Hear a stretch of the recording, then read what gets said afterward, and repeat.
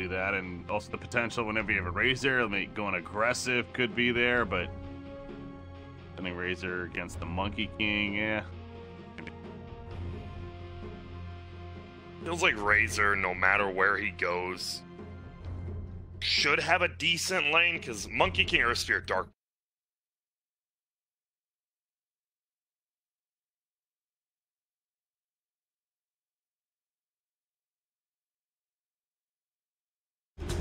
Number 10 he's left open. Yeah, option it feels like. I'm excited to see the Magnus, however.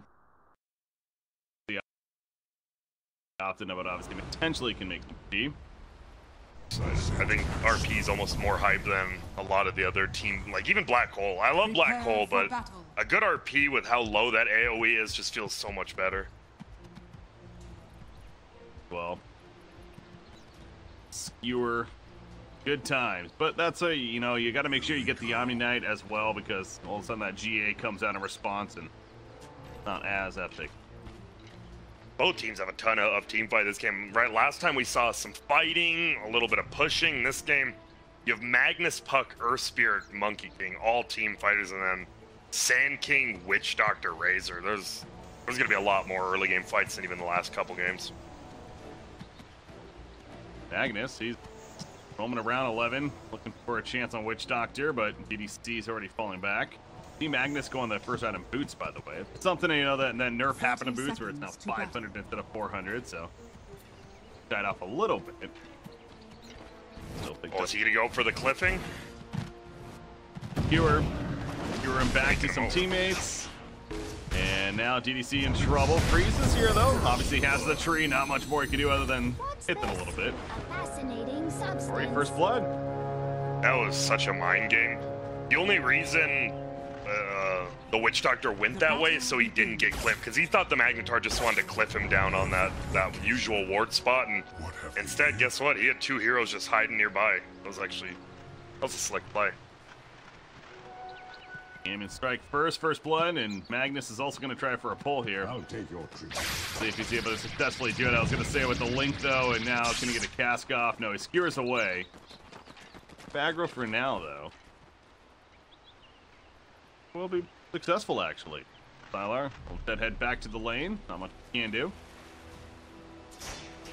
Pull.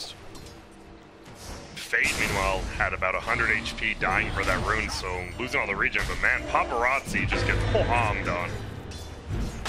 Yeah, that was a lot of damage right there off the bat. A Cursed Crown eventually helps to keep him alive, but really, he'll have to be careful. I mentioned about Omni Knight, you know, hard for him to maybe get in there, but with the Sand King, different story.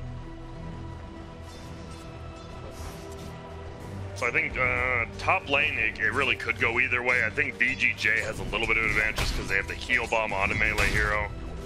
Middle lane, I think both farm actually very well, but Puck can just keep harassing the Tiny right and make him just continuously buy regen. And I think Puck starts like winning that at about 5. Yeah.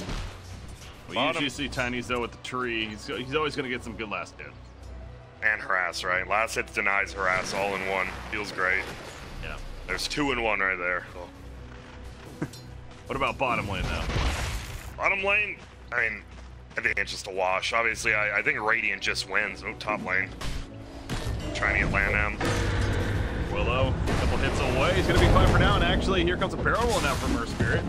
Rotating over. Doesn't have his Boulder Smash just yet. Still level 1, but doesn't matter. Gets the kill. They do lose Dark Will in the background, but overall, pretty satisfied, I'm sure.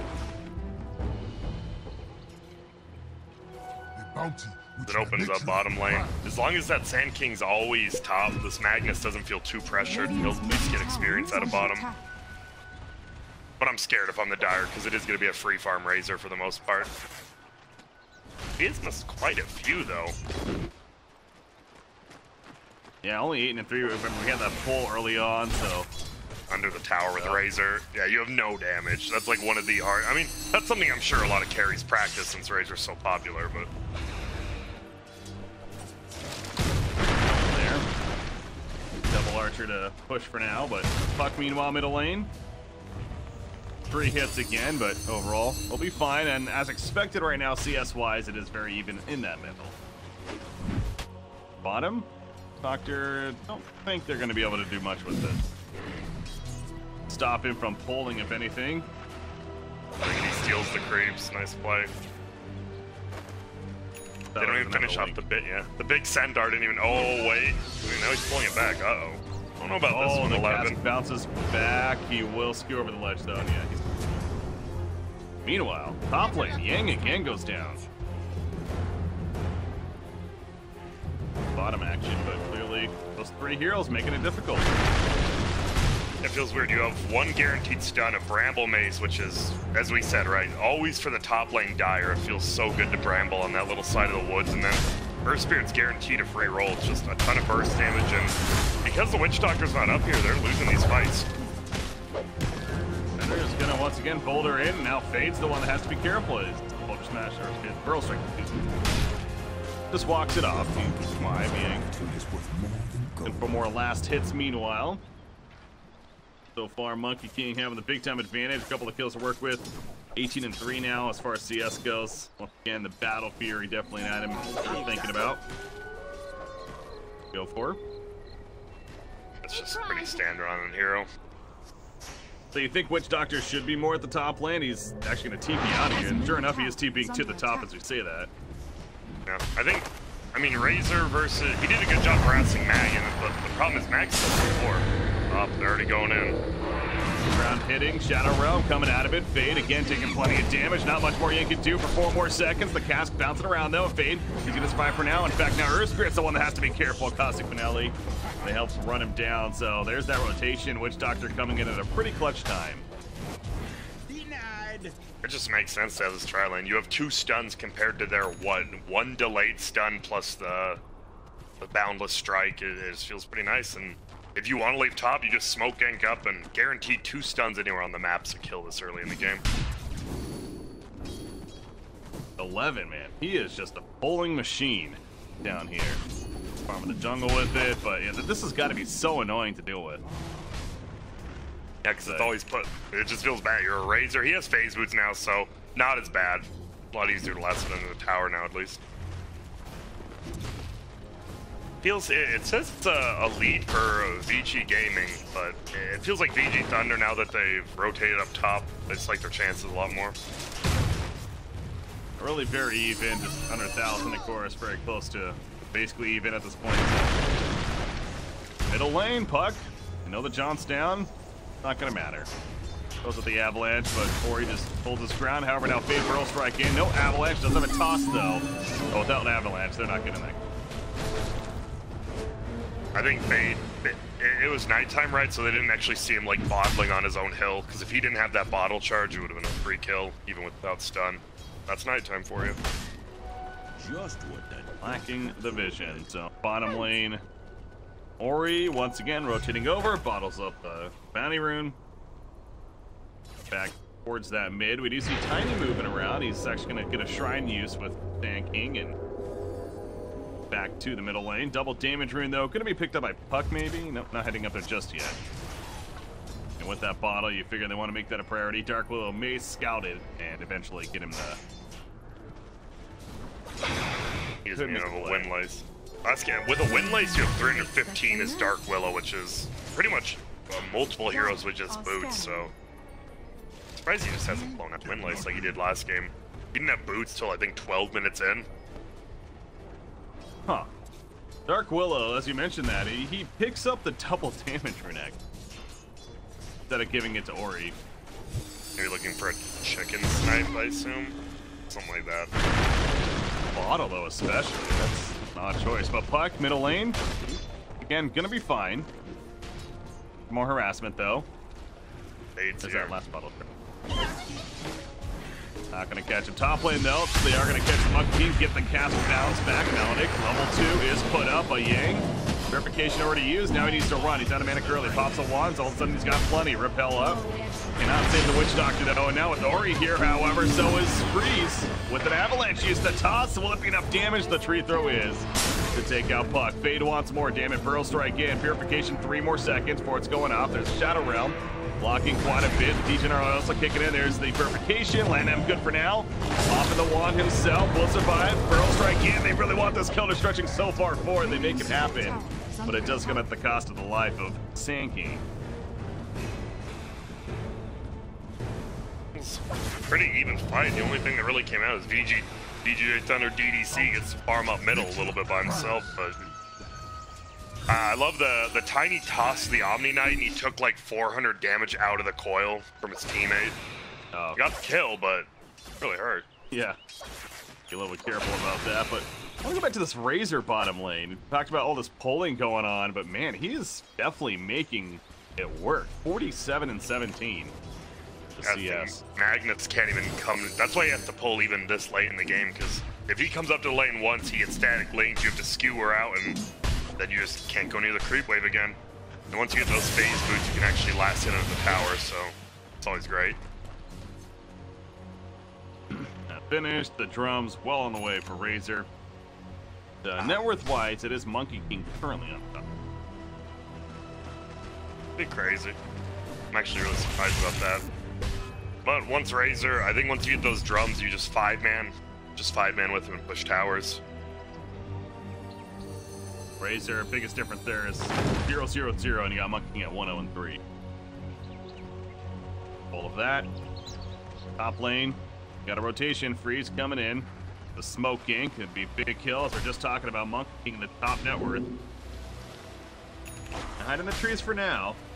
They just want to toss this Witch Doctor in. Oh, but he's avoided gank by Paparazzi. And now his team's coming up. He knows something's up. This could be just a solo kill on DDC, maybe. Oh wow, he puts the ward down right there, but yeah, they eventually do jump it. Boulder Smash hits Freeze as well in the back line, so you see he gets the cast combo out to put on her Spirit.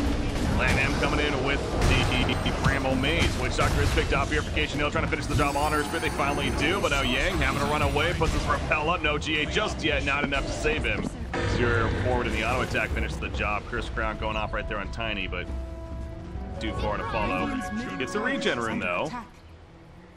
Go back in actually. Oop, you gotta. It's the Razor too. He's free firing bottom. If he even sees one dead pixel on his monitor, that's gone. I don't know. I'm still scared of this Razor. I mean, he's only third on net worth, like you said. I mean, very close to. But he just hasn't been pressured. And once he gets that drum, he has all the movement in the world against the other team. Unless he gets reverse polarity, they just can't do much to him. But if he gets reverse polarity, trouble obviously. Unless Omni Knight can save him. Back to that. Positioning of Omni in the fights and once it happens and everything. I like this. I like that you can tell Vici, they want us to take these fights stardom, Virul's polarity, the ulti from Puck, and on the other side, VGJ Thunder, you got a Witch Doctor, Sand King, and Omni, 3 of the best like counter initiators. You go on someone, oop, Blink stun Sand King, Cask flies Guardian Angel, as you said. It's actually very contrasting styles this game. As usual, Blink's going to be very important. Both Magnus and Puck on the dire side are going for them, and both close, about 1,000 gold saved up at least, so nearly halfway there. Keep an eye on the timing. Tanking on the other side, working on his. A little bit further behind. Tiny's going to go the Shadow Blade first. Blink for him yet. Still get Blink, you think? Maybe, maybe not. I guess because you have the Sand King, you definitely don't need to get it first, and it attack speed plus just the surprise, make the other team buy sentries as well. Just a little bit more value this game. You're not the main initiator once you're Sand King, it's Blink. Still pretty far away on Fade though.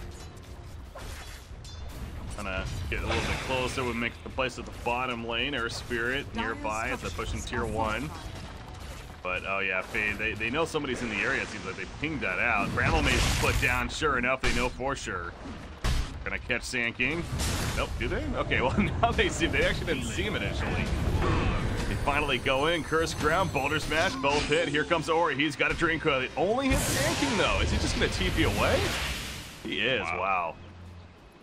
That was a lot of reaction for not much. Well actually nothing. It's great. Nice play by Sanging too, recognizing that. I love how he just stood in the Bram, right? He ate the damage and he's like, well, no one's coming over. They don't know I'm here yet. And then they finally peek at him and he just stuns out. Just overall play by him. Top. Monkey King Omni now. Yeah. Monkey King no mana right now, but once he gets mana, he just dominates this lane. Is there any reason to believe that Omni may go more of an aggressive build this game? Dare I say Irradiance, or what do you ability? I think it's like, it's kind of how you said, like with his playstyle. He always needs to be in the back to make sure to get the Repel Guardian Angel off. I think you just, yeah, he's going Medallion. I could see like Solar Crest in the Yules or something. I don't think he's gonna get the Radiance, so. Now Razor, ultimate is activated. He actually used one card of his drums right there, so a little bit of a chaos bottom lane, but not using it to farm. Witch Doctor will easily clear out both these camps on his way to farming a Yasha now, so probably going to see the SNY follow up. Pretty typical stuff. Both teams playing pretty, I mean, it's 12 kills in 12 minutes. That's a kill a minute, but it feels like those were just two big team fights early in the game, and besides that, it's been just farming in their lanes. Monkey King, I guess with the Magmus, was there maybe an argument that the Battle Fury was overkill, or is it still just so good? I think it's just too good. The build up too, right? I mean, talk about how he needs mana. He has an Aquila Void Stone, can stay in lane. You know, Tiny does have Blink Dagger. I think maybe because the Sand King was so far behind, they're just like, we need to make something happen now. We have a Razor. We have a Razor Omni as our cores.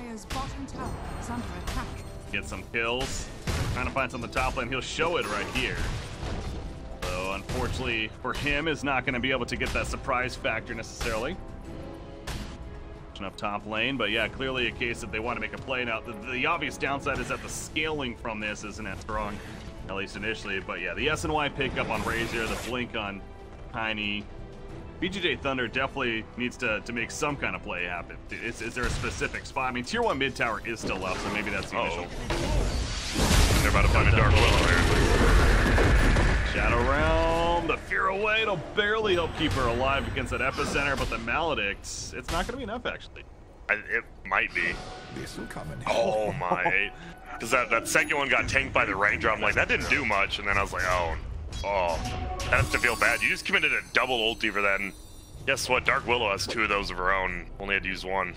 And you know what? No, I think I saw the bottle come, and I didn't even think it was going to be necessary, but you're right. That it was actually Puck used the bottle on her at the last second, too. So if it wasn't for that, she pretty much does die, actually. So one right there, but he got caught middle lane. Pops out the drink, well, open survivor, Pelt put up on freeze, the tree throw, and the fade, or Burrow strike from fade coming to the back lines just to clear it. Yeah, big kill on Ori there.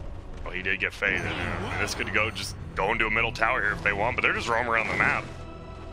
The creep wave, at least Ori did do that. He just cleared out the creep wave so they couldn't push middle. And ready to try again, though. Reset factor, going to the trees. They know somebody's here, perhaps. RP is ready for Magnus. Dark Willow's going to be found. Magnus, though, he's looking to make a play. Does have a blink. Dark Willow goes down quickly. Fenrir, he gets his ultimate off of the Magnetize. Wukong's command for Paparazzi, but they wouldn't dare go into that. Oh, the repel, it prevents the skewer. That's not the RP you're looking for. In fact, he gets tossed back in, adding insult to injury. 11's going to die. Double kill for Freeze. And in the back lines, Fenrir goes down to fade. Damn, and that's play from Thunder. Yeah, that one solo kill for the Sand King, too. He's only, what, he's going to be like 100 away from Blink because they're going to get this middle tower. And damn, that's Yang. You talked about the non-aggressive build, him staying in the back, and he gets that repel off as well. And, well, your Magnus just wasted his first ulti. Under attack. That was just so nice, all around team. Repel's going to be absolutely key this game for multiple reasons, and getting showed off on why right there, if anything. So bottom lane, Ori pushing it out. Get a response and eventually fall back, but meanwhile, Paparazzi, he's still trying to finish that Battle Fury act. With the early farm, I thought he feel like we would have had it by now, but he's just about done. Got more kills. Got it. So he has the Empower plus that. It's still, you can't really team fight as Monkey King, right? All you have is a Battle Fury. You just get locked down, you're dead. You need +1 item. And I wouldn't be surprised if you win second item BKB in this game. You might go Yasha BKB again, but I think just straight up BKB is better. early presence may not be a bad choice. He's gonna try to find a kill on Omni Knight though. Opens up with Boundless Strike, gets some assistance. And unless Omni Knight, yeah, I was gonna say maybe get a repel off into a GA, but too much upfront damage. Big pick for them. Sounding Gold, unfortunately, goes the way of Dark Willow though. 3 heroes there, probably wouldn't want either other one. They got the kill. Got bad. I didn't realize it was only 40-second cooldown at level 1. It's crazy. Which one? Oh, the Bedlam? Yeah. The Bedlam cooled up 40 seconds for that? Oh my. That's super weird. But that's one counter on Omni Knight, right? If he doesn't have Repel on himself, if you get that Terrorize off, that could just destroy the backlines of a team fight so quickly. Dire's bottom tower. Oh, nice. He's in dead trouble. Maybe. Skewer might save him? Okay, yeah, he'll be fine. That was close. Top tower is under attack. They didn't know it was there. If they knew it was only an Earth Spirit, they would have dove that, but obviously, we have the in hindsight, yeah, they don't know that. Radiant's middle tower is under attack. Bottom lane though, they're gonna push that tier 1 tower. Top lane, Monkey King has fallen. is up here, but not gonna be able to make a play as far as a jump goes. Omni Knight was pushed up a bit. Tier 1 tower. About half life actually. So yeah, the Radiant team may choose to defend this. It looks like they are thinking about it. Tanking coming in and actually gonna be a cue for Vici to fall back. So, oh, they got a ward way back here. That's DP in perhaps. Either way, fall back. Gonna be safe for now. Stop.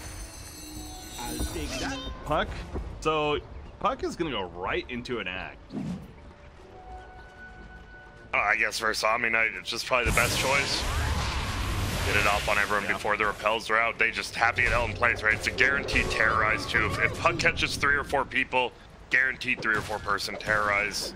Pretty much, Puck just has to start the fight. Oh no, oh no, Tiny was found. The sentry spots him. He doesn't have Omni Knight nearby for him. He's gonna turn around, hope for the best. Sylar's actually with him as well, though, doing some decent damage return, but the RP connects on the Sylar. It pulls him in, the skewer backwards, gets him killed. They killed our spirit, but they lose 2, and they may lose more. DDC, ooh, avoids the bramble. He'll be fine, but yeah, this sentry ward MVP, or the one that was there, like, spotting him. There you go. Good warding. That's what sets that up. 2 easy core kills right there. And I mean, you wish you didn't lose your Earth Spirit, but that's fine. Now Monkey King that just spays in. Alright, he did go Yasha BKB, so not that big of a difference, but just a little bit slower. Especially with those kills, though, that's definitely going to make up for the timing difference. And he already has the Ogre Axe purchase, so yeah, BKB coming very quick. Especially with the Yasha first, and that on top of the Axe Puck, who already got 2,000 gold saved up, so 1,000 more, he has it. And those are going to be big items. The Axe BKB, we talked about the blinks earlier. The Radiant side, this is where Vici Gaming, it feels like they could start taking over the game. Yeah, it really is. It's just going to be all about the Puck starting up that fight. If he gets a nice one, it's a terrorize into a reverse polarity, into an ES ulti. It just feels like it's on the Puck to make it happen, and I think he's more than capable. Yeah, I did not even think about that. Yeah, the whole terrorize away with the Green Coil snap. That is crazy. He's a great conductor. And it's especially because Repel won't do anything, right? Once that axe comes out, Repel will not save you from that. I believe you were mentioning that before, but it just didn't hit me until right there. It's like that. It's kind of like we've seen that before with the Coddle, for example, the whole blinding light, the synergy there, where you drink coil, then all blinding light just forces them to all big snap, and especially with an axe, yeah, it's some pretty good damage. Radiant still making moves on the map, though. I'm surprised. The Omni and Tiny are playing super aggressive, and they have to. It's pretty soon this Monkey King is going to scale so quickly with Battle Fear and Empower. Shadowblade finished on Freeze, another tool for him, but just cannot catch the Monkey King. A little bit too slippery. He is level 15 now as well. Themselves talk things over. Jingu massive damage though at level 15 with a 20 attack early on. Curious, are they gonna? I assume Vici Gaming wants to defend this. Yeah, look at this. We see a scan. I believe it was from Dire, obviously, so the red on the Radiant. Well, oh, Monkey they King scanned themselves. Yeah. The problem is they don't know exactly what tree, right? They know he's there, but they're like, where? Uh-oh, there we go. The jump, where's the repel? Anything coming in from Omni-Knight so far? Not just yet. Finally, GA does happen, though. Gonna be fine for now. Drinkwell snap. Not gonna be doing much because of that. So Freeze the resetting. VGJ Thunder, that's the game plan, at least, especially with the Wukong command in the backline. So Ori is gonna be jumped by Freeze. It's not enough upfront damage, though. And Tiny will end up falling the death ward from GDC, though, with the cast bounce. Secures the kill. On to Puck. Fender, however, great boulder smash off 4 heroes. Delaying the inevitable onto him. Monkey King says, I'm out of here. TP's to the bottom lane. So the reset for Thunder actually did work out pretty well despite losing Tiny. Yeah, I think it was just a misterrorize. If he hit Yang with that, it would have been a pretty free kill on Tiny right away, and they would have had to back out. That's good spacing from Yang. God, I feel so stressed to play Omni-Knight in this game. A lot of it's just riding on you. Always right positioning, always right spell casting. Not like a witch doctor, whatever. Throw out a stun, throw out a maledict. I did my job. Yeah, as long as, you know, maybe get a death ward channel off for a second or two. He did fine. He did fine. I think, to be fair though, maledict, you do want to get it, I think, on the Monkey King if you can. Monkey King or Puck. Make it so their Puck's blink dagger is either really useless or Monkey King's just taking a ton of damage. Yeah, Razor really doing a bit in that fight, especially with Tiny when he was dealing with himself. But Razor SNY finished 2,600 gold saved up. So now his question is BKB the answer, or is this game maybe because especially with the Ags now coming for Puck, you're dealing with a Monkey King. Go some maybe even like an AC or Shiva's. I think Shiva's might be good. You could still get BKB just for the terrorize, but I think you're right. I think just going armor. It's probably the best. I think Shivas are hard. That is a tough call this game. It's probably why he doesn't have anything queued up yet. Could be Butterfly, I guess, too, right? Versus, I mean, it's weird to get it on that, but when you're versus that Monkey King, might not be terrible. Up an Ori Death Ward, dealing some damage initially. The repel's up on Freeze as well, but no, Ori, he gets his jaunt off, but Fade was ready as soon as he went to it to hit him and finish the job. Meanwhile, Skewer back though on a Fade. They want some revenge for their fallen teammate. They do get the kill, Sand King Terrorize activated on Omni-Knight, beating him down. Paparazzi needs one more attack, can't get enough in time though. There's the repel with purification. B can be committed to this. Paparazzi chasing him down still. The bonus match not gonna hit the repel. 11 was out of range of the repel though. Oh, he tried to go for the long shot there. It does not connect. Omni-Knight lives. I think he just didn't. His blink was off cooldown. I made sure to click on him, and his blink was not canceled or on cooldown. I think he might have just hit it out of order on accident. Oh, still. I mean, that's weird. 2 supports for a Puck. Doesn't feel terrible on either side. Well, now it feels better for VGJ Thunder. Solo kill up on Willow. That. Radiant's bottom tower is under attack. See, the last hit of his ward before he got stunned by the boulder was after the John. It just one little hit and got the kill. All there, but yeah, I was having fun watching Omni-Knight really live. And I think he got 4-staffed by team. Did they even have a 4-staff? No, they don't actually. He managed to somehow barely make it out of the Wukong's command. We saw him drop quickly.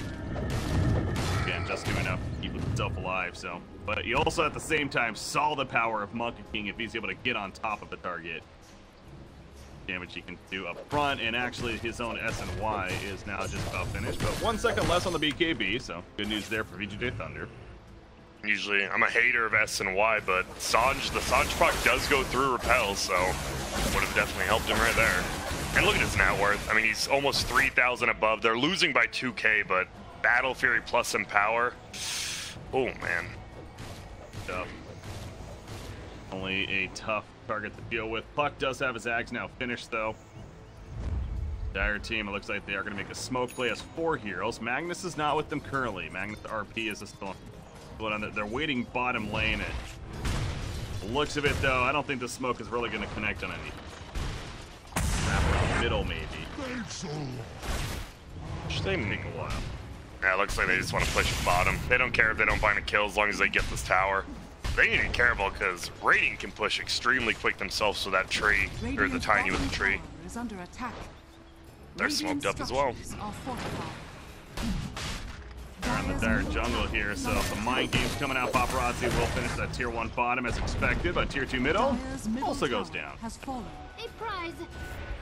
And oh, a nice double damage rune spawn right in front of Land M, so yeah, he pings it out, and okay. was actually just going to pick it. I was going to say maybe get a Monkey King, but he already TP'd back, Radiant's so. bottom tower is under attack. This is a free Roche. Wow, they're just gonna give it away. Oh, They don't technically know what's happening, but they have to know everyone's off the map. And I also like this decision from Yang. It's not something you usually think about maybe off the bat, but an axe on him goes back to the, again, wanted to sit back. And the Guardian Angel range is actually, it feels less sometimes. Like we've seen some moments where he goes to save a teammate and, you know, it doesn't hit him because it's just out of range or wants to hit multiple, but that obviously takes care of it where no matter where you are. Good. I was kind of kicking myself calling me dumb for saying Razor might get a butterfly, but well, he's getting a butterfly. It's all right. I'm actually, it makes sense for some Monkey King, but I'm just nervous. If you get reverse, if you get RP'd, it just feels like that item's not going to be that good. But he's hoping to not get RP'd. Probably a smart decision. Probably also banking on, you know, great support from Omni Knight is the key. It kind of goes back to the pressure that's put on him earlier. Well, he is this game, and that's where the Axe, once again, will help with that idea. By the way, Magnus middle lane, he was very close to death right there. Tiny was going to play, but managed to blink away before any. Fine. But a lot of avoiding going on right now. Understandably for the dire side, again, they're fighting against an Aegis. One picked up on Razor. I fear this might happen. They might push base because there's no buybacks on VGJ Thunder though, but Monkey King and Puck have one, so I think Radiant just has to be a little more careful because they know they don't have buybacks, and who knows what the other team has. They might just push tier 2 bottom, and I think they can take it without much of a fuss. Level 20, or first level 20, of course, Monkey King. 50% boundless strike crit he has now. I think that used to be a 25%, it's like 100%. Yeah, it was. Oh, the Razor. Into an RP? No, not gonna use it just yet. Salar, he's good for the time being. Remember, he has an Aegis, so yeah, they do not want to overcommit. Will they even get the kill, though? They will not. Repel's put up. Not enough. Ori in the backline, still active effect. He does hit a couple. There's the GA, though, but a very early GA, we'll call it that. Terrorize eventually connects, but Ori's dead. The team support wasn't really. There are PM3 heroes, though, connecting big time with the Empower auto attacks, and Paparazzi cleans up. That's the combo they were looking for. 5x happening, though, including on a Witch Doctor, dying on the Radiant side. Omni Knight still on the run. We saw what happened before with the Repel up. This time, though, I don't think he's actually getting away to ride. He jukes and jives, doing his best. Finally, it's taken down, though, and a triple kill from Monkey King, but we see our first big RP of the game. Boy, did they do wonders for Vici. Yeah, like you said, it was a very early Guardian Angel, and oh, they're going for more. That's a dieback. Not the biggest deal, but it is a dieback. Yeah, I think he pulled the trigger on that Guardian Angel. He thought reverse polarity was coming out like immediately.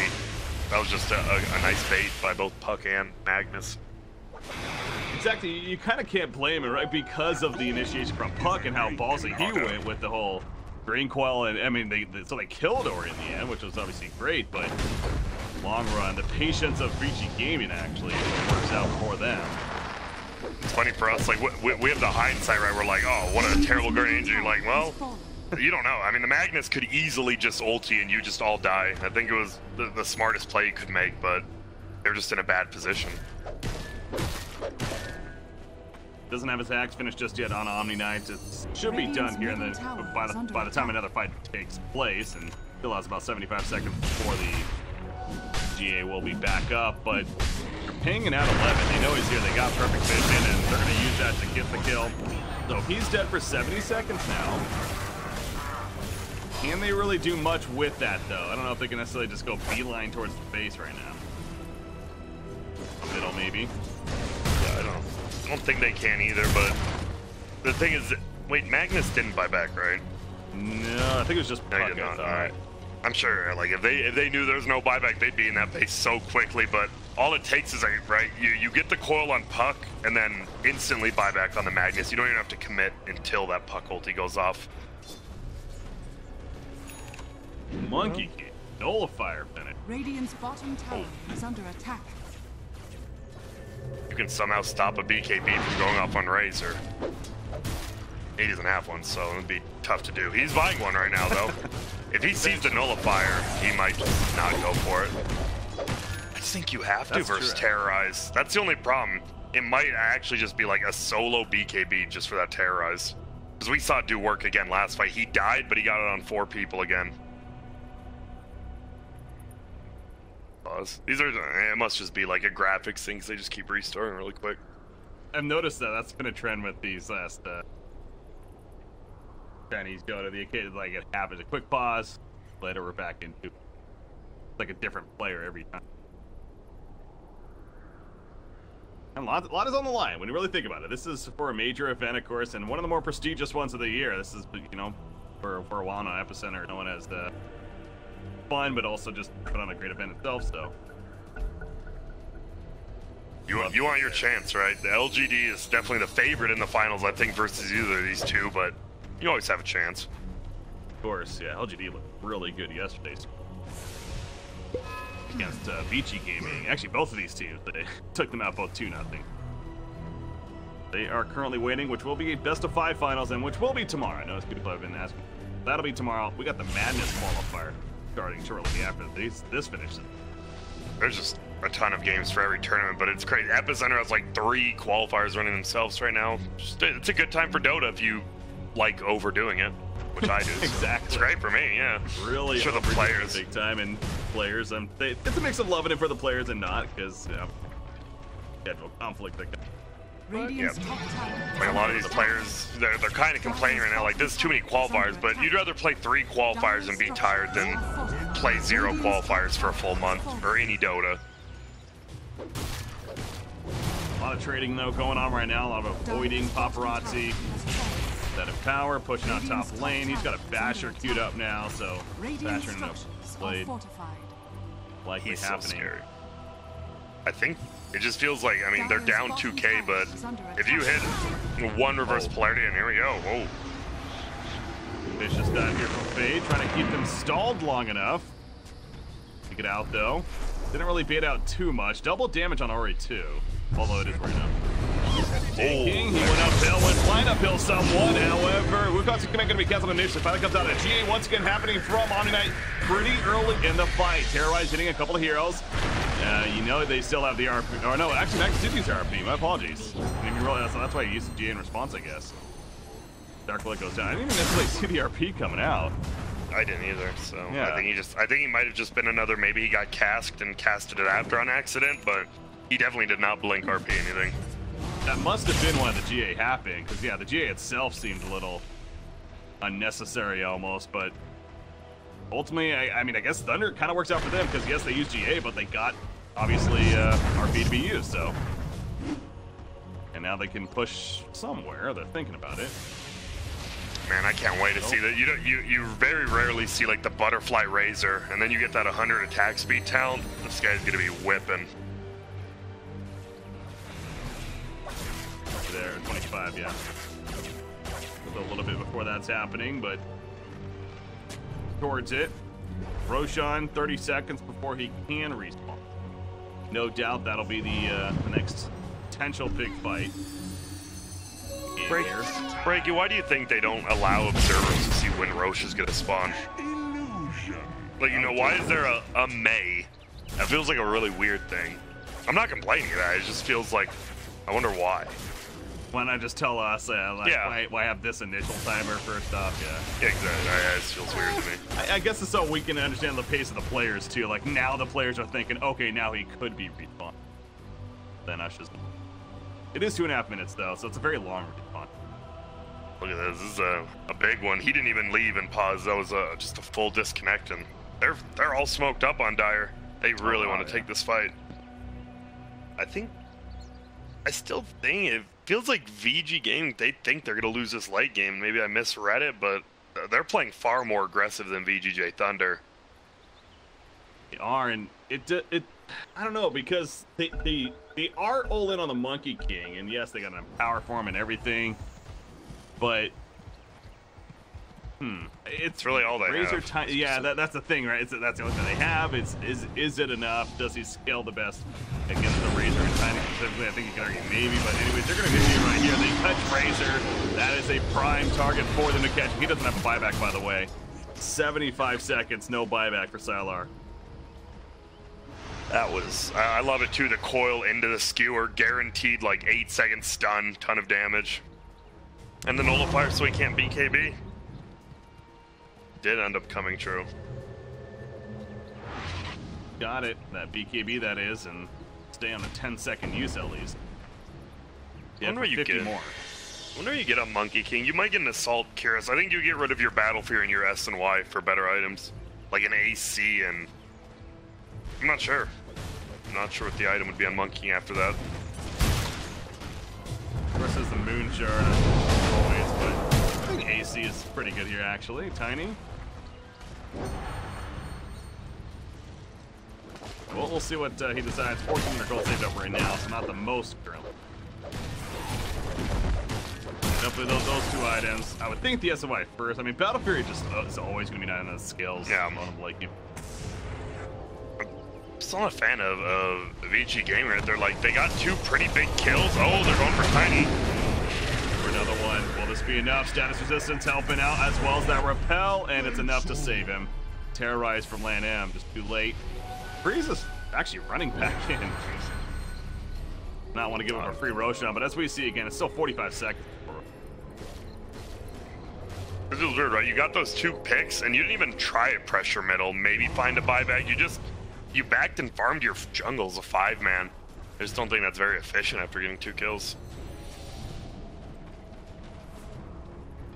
We're either gonna have a fight now or we're gonna have a fight at Roche. We'll see. Still not up. Again, a very long respawn here for Roshan. Surprising to both teams. Oh, look at Monkey heading in the trees. They do see him now, though. Freeze finds him first. The follow-up is not the quickest, though. Sylar, he gets locked down by the bonus match in the backlands. Paparazzi able to get out the Wukong's command, so the Radiant team has to retreat. Curse Crown hitting Razor. He's by himself in no man's land. GA, I was going to say, probably going to be... Oh, my God, the poor man RP, but Monkey King cannot follow it up, unfortunately, especially with the GA still up. So as pretty as that was, not the prettiest when you think about it. Dark Willow is going to go down, and now Thunder again, a bit of an opening. Roshan's up, probably going to secure that. Yeah, I think you go Roche straight into taking their base. I don't even think you hesitate here. Because you know all the ultis, right? You got 1 kill, but you also got Wukong, you got his command out, you got RP out, and you got the Puck ulti out. We'll see, though. I really think they just go base after this. I will say, Earthsphere made a hell of a play right there. If it wasn't for that boulder snatch on Razor specifically, I think Monkey King actually dies there, but managed to stop his damage from coming out, and as we saw, Tiny's up front was not enough. Also, as one of a fight that was for VGJ Thunder, it definitely could have been worse is the point. Still, Aegis and Cheese picked up now. Looks like they don't really want to push. We see the Tiny and Razor middle, but they're not committing too hard. Down here, no BKB seconds, let's be up. Oh, he needs to be careful. There's a lot of dire heroes by him. They don't know that though, unfortunately. Yang, bottom lane, skewer, that's a win. Miss 100% of the skewers you don't try, said Wayne Gretzky. Yep. One of the greats of Dota 2. Did I just see an Aeon disc? Yeah, it was on Sand King. Oh, and this Sand... Oh. Doesn't matter right there. The nullifier coming into play for the Monkey King, so he gets taken out. He's dead with no buyback. Paparazzi on half-life himself. Tiny with that double damage and doing plenty as expected. Will it be enough for the kill? One more thwack. He needs a couple more here. Razor, ECC the backlines, 11 skewers in backgrounds. They're in retreat mode. Trying to help Monkey King specifically. Terrorize will scatter them. BKB from Sylar. He's still running in. Lan M's gonna get caught. At least they get Monkey King out, but does he have a TP? He does. He TP's back to base. Wow. Successfully. That was such good team play. The skewer away. One more hit from that Tiny would have killed the Monkey King, but a nice skewer into blink away, and then a decent terrorize to scare about 3 of them. And it could have been a lot worse, but VGJ they're in a pretty good spot with the Tiny with the Assault Cuirass now. Yeah, interesting with the Aeon disc. I actually found this out pretty recently, but we saw the interaction right there where it won't necessarily mute the initial proc of it, but it will purge off the after effect. And that's what happened right there with Sand King, so. Get from MK initially, but the long run, again, VGJ Thunder feels like that's been the trend this game. Good for them. GA is ready to go, but still not enough confidence to push yet. They know the Magnus ulti's up. I think that's the only reason. And they're fine. They're getting these nice small pickoffs, these kind of scattered out team fights that aren't in small little spaces where Puck and Magnus really succeed. Do we have an answer yet? No, 3,100 gold saved up, so I'm not sure exactly where he's planning to go. Salar, though, 5,000 gold on Razor, so he's got to get something. Probably replace the drums, or I guess the Aegis spot. Taken away here. Go back to either the AC or the Shivas himself. Still feels pretty. I think probably Shivas since Tiny already. Oh, screw her back. GA, no GA. He must be seizing in the back, but I with something. Okay, there's the Aegis use, so they do pick up Puck. No, Puck gets survivor now with the heals. He will go down shortly after. There's the GA, and Salar's like, all right, now it's time to man-mo. Wukong's command gonna be wearing off because Paparazzi ran out. He just knows he needs to get the hell on out of there. A lot was used by the Radiant side, but again, they're going to get not only the tier 3, but probably at least one of the racks. RP hits a couple of heroes. Cook stun from Phased in the backline. You have Tiny jumping into Paparazzi as well with the BKB up. That's the RP, the second RP actually coming out on top of the Terrorize. And Razor and Omni all of a sudden that second RP completely catches VGJ Thunder off guard from the Magnus right there. What a purchase from him. Frieza going back in. West at epicenter. Paparazzi somehow still on the edge. His truck on his Sand King. It's not going to be enough. Yes, it will. Finally, Monkey King goes down. Sand King falls in response, and all of a sudden it's DDC versus the team of Vici Gaming. He will kill the Dark Willow, but he dies himself in the classic pause right after to spam G's. Not the case here, but that's very rare. Look at the double dot by Freeze, though. Yeah. That's I mean, yeah, interesting. Not really any reason to pop. I mean, everyone's dead, but that was, yeah, just, it was a refresh orb, right? It was a good initiation on the backside. Razor is just hitting the Wukong, but he just doesn't do enough damage without that static link. They do get the racks, though. Well, they got the ranged rack. Melee racks. True. And they ate the Aegis. That was so nice. You said someone CC'd in the back. The Puck died, but the Puck got such a nice silence off, but Razor had that Aegis, or else it would have been a lot better. Yeah, I did kind of forget that, so if anything, it probably was fine, of course, having the Aegis used, but then after the fact, GA off initially, and then Razor realized that, ran in, but you can tell VGJ Thunder, again, with that second Magnus RP, they were not ready for it, and Levin definitely capitalized, so played by him, saving the melee racks, instead of preserving everything that happened in that fight. I think you're definitely pleased if you're VG Gaming right now. Monkey King, it's going to be 75 seconds before he's back up. Same thing for the other side, though. I mean, still a bit of time before really anyone's up. We are going to see some next tier items being purchased by Razor and Monkey King. Monkey King giving us information. Looks like a butterfly. I like it. I think it's just good. It gives you... The only thing you're scared of is this Razor just right-clicking you like he did last time, so if you can avoid some of that damage, the only problem is once Razor sees that, you're ready to see a Monkey King bar on him. He's going Nullifier himself, though, because Razor just picked up a Helm of the Iron Will in his backpack, so you're definitely going to assume that's a Nullifier. The time. So Magnus just hit 25. Again, a hero that we don't see often, so I was curious get here, and he does end up getting the second longer on the stun duration. 2 seconds with the refresher. That's a lot. What is it? You got 4.75, so 5.75. Your Puck stun, if you knock him out, is like 7 seconds. You technically have like 20 seconds of stuns between 3 ultis. If I'm not mistaken, I think it's added now on the stun duration. Oh, it is. Oh, okay. Okay. I know it feels weird. I think you're right. I know some skills are like that and others aren't. But that would seem a little more likely, because 4.75 seems like a lot already. But still, a long takeout. 50 more seconds, you'll have the refresher ready. So, Razor getting a Nullifier side him, so going more aggressive instead, and speaking of spending BKB perhaps, Monkey King has his, so... Any there? Oh, there's an RP used, though. They catch Razor. GA in response, but there's just too much damage through it, including the Nullifier anyways. He's dead for 85. No buyback. There's a Guardian Angel, or pardon me, a Refresher on Omni, but it's not gonna help too much right now when your Razor's dead with no buyback.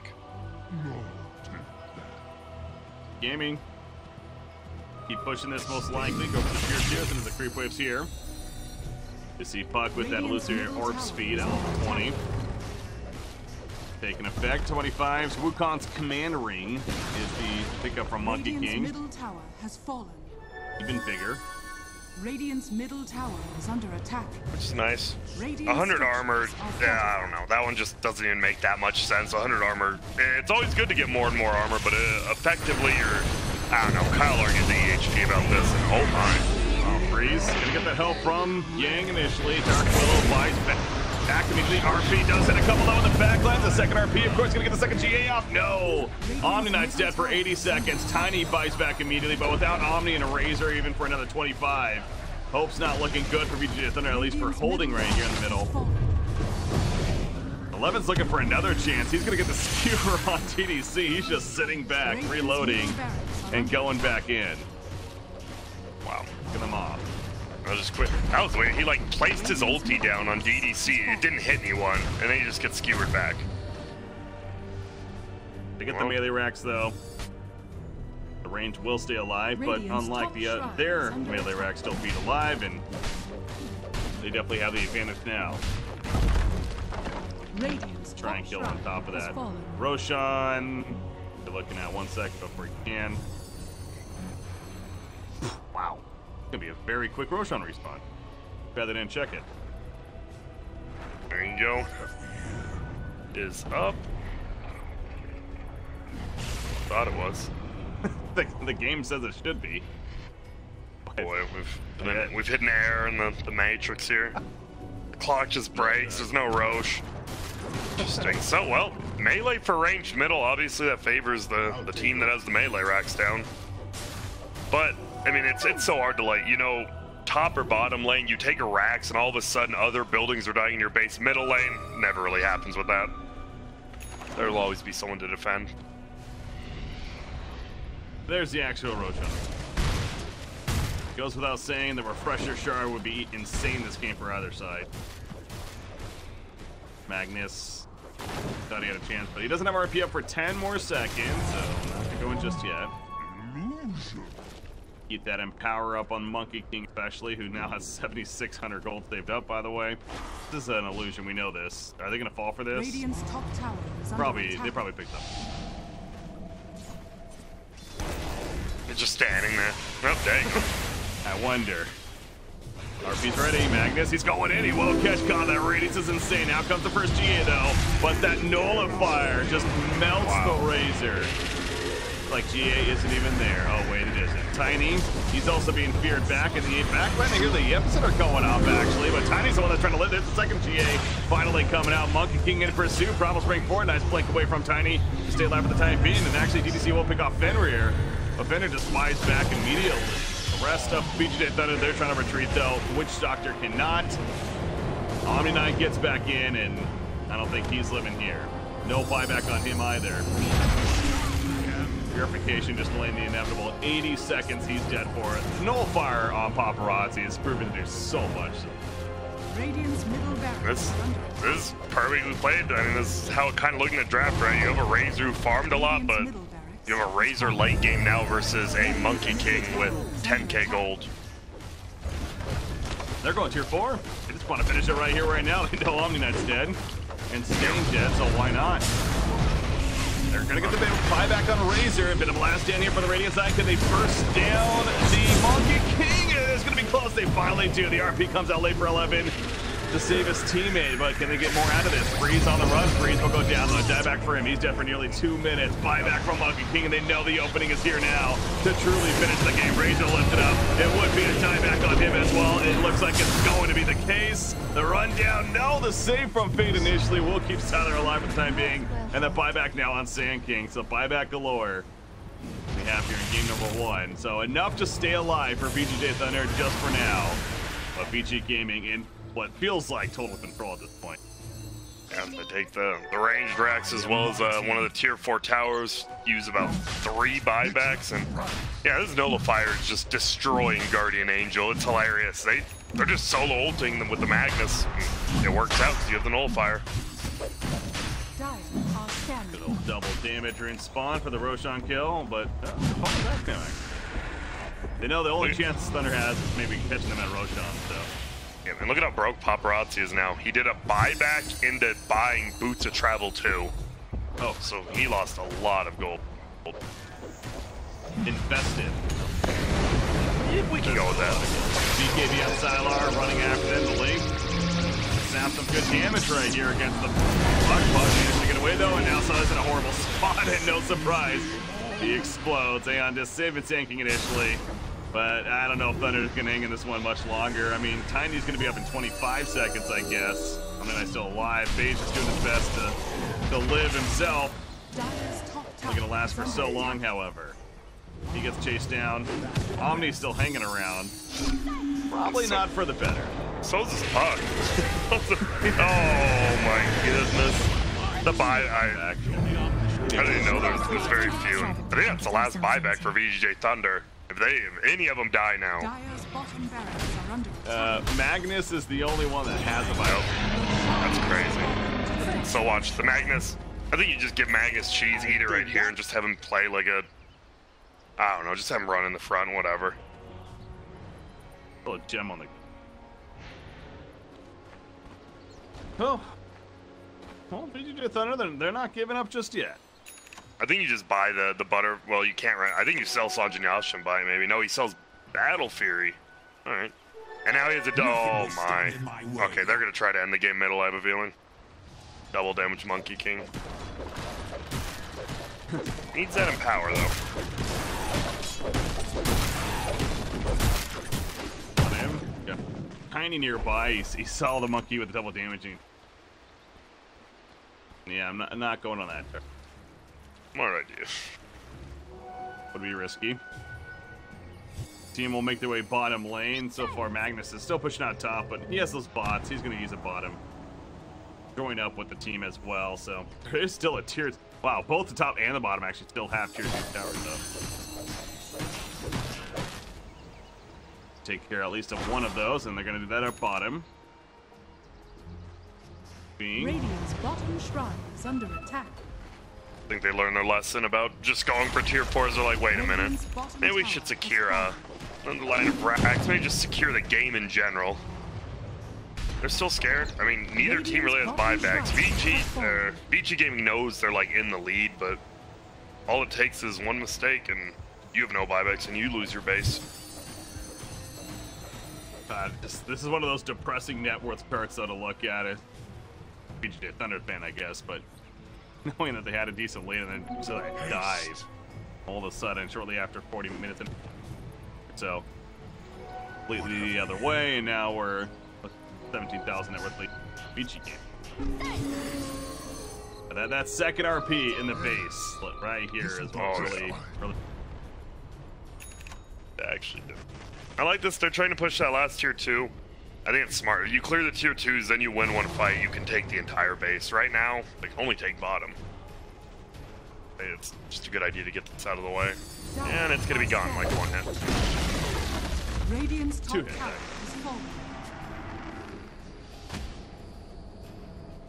Counter ward, Magnus, he's ready. He's got 3 ultimates essentially. He has an Octarine core as well. Dear God. This is scary 11 right now. It's tiny. Freeze is gonna blink away. Again, buyback situation. There's still no buybacks on nearly every hero other than Tiny and Dark Willow right now. And Tiny's a pretty big one though. The problem is his tree grab. He got the minus 7 second tree grab cooldown, so buyback's not too bad for him. See, this might just be the fight to end the game. I feel like we got a couple. There we go, jumping on a paparazzi. Link is up. Remember, he has the Aegis worst case. There's the RP on the backlands. Out comes the G in response, though. Monkey King worrying about living, though, throughout most of this. They do kill Tiny. They also kill Razor. Tiny buys back. Razor cannot, as we know. There's the Aegis use. Paparazzi doesn't have a buyback himself, though, so I wouldn't be surprised if Vici Gaming honestly plays this pretty safe. I think they might back, but he has a cheese plus his ultimate still, and they know Razor doesn't have buyback. That's the biggest thing.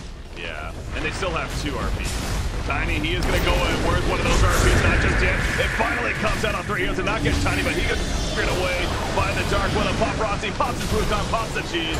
He is man mode now going in. 3 are dead with no buyback. Tiny going to be lifted up. That's going to be a dieback, and that should officially do it. In fact, yeah, GG well play was called. Game 1. Going to Vici Gaming over VGJ Thunder here, but it obviously could have definitely gone the way of Thunder for the first 40 minutes or so of that game. Was looking like Pop.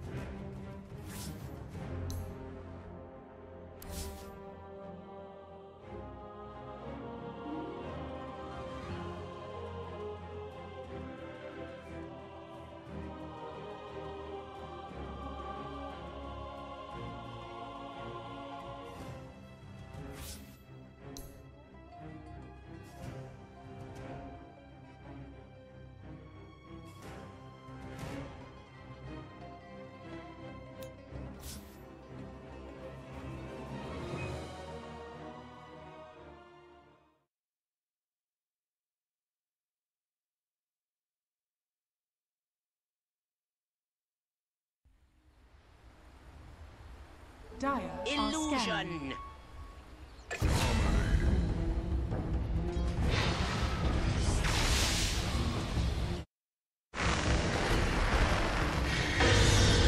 Dire's middle tower is under attack. We're a hell of a team, Jax, aren't we?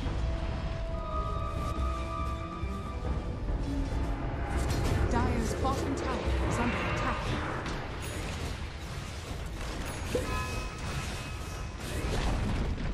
Dire's middle tower, Dire's bottom tower has fallen.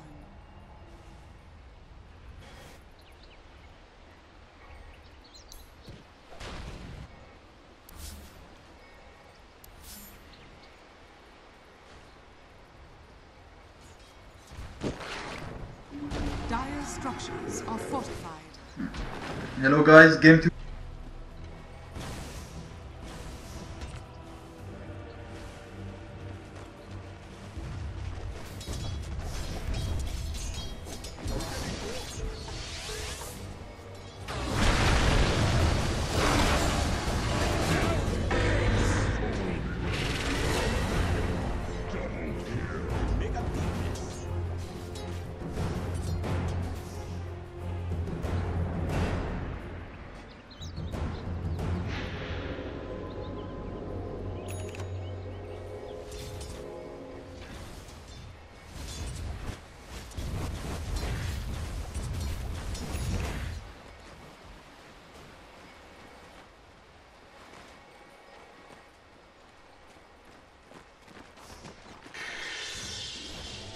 Don't mind if I do.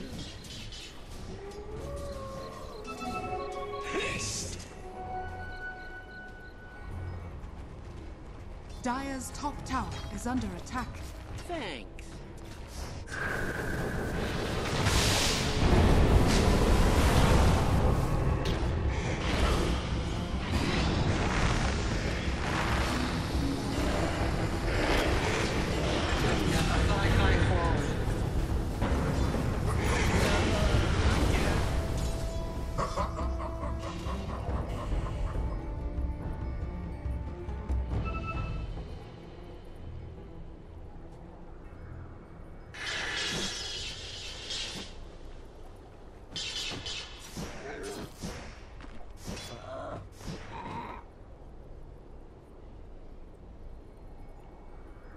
Radiant's top tower is under attack.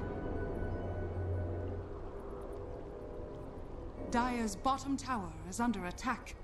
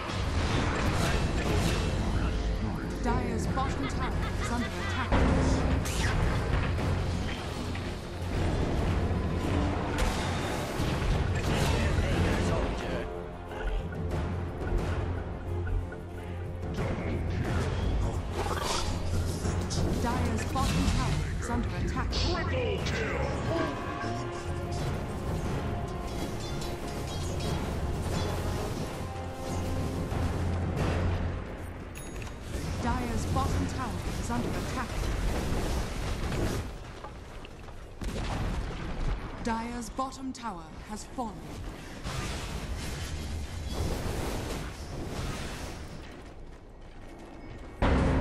Dire's bottom tower is under attack.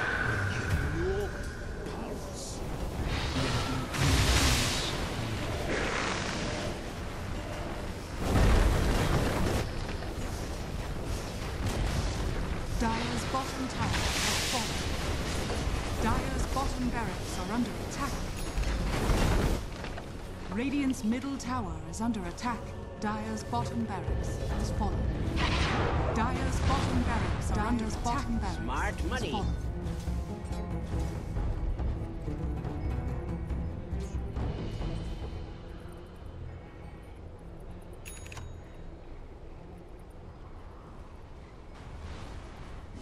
Bounty.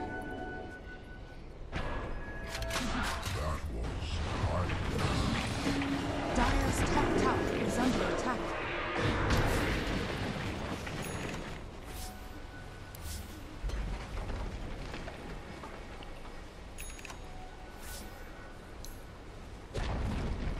Dire's top tower has fallen.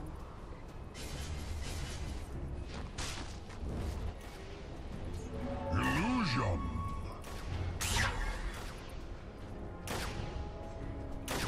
Dire's middle tower is under attack.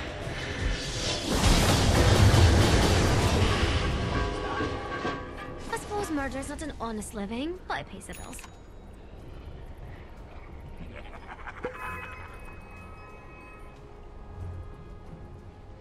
Dire's top tower is under attack.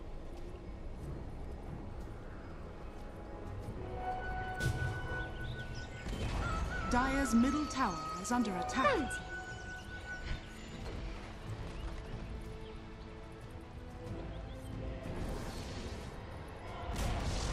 Dire's middle tower has fallen.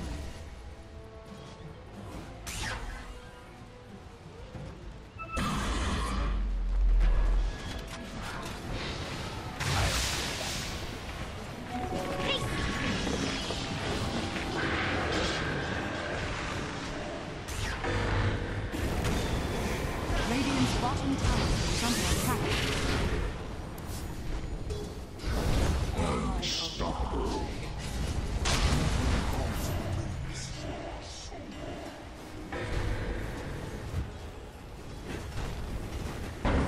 Dire's middle tower is under attack. Dire's middle tower has fallen. Dire's middle barracks are under attack. Dire's middle barracks has fallen. Dire's top tower is under attack.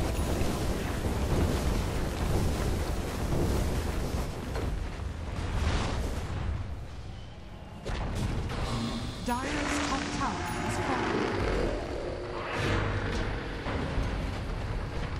Dire's top barracks are under attack. Dire's top barracks has fallen. Dire's top barracks has fallen. The Radiant now have megaways.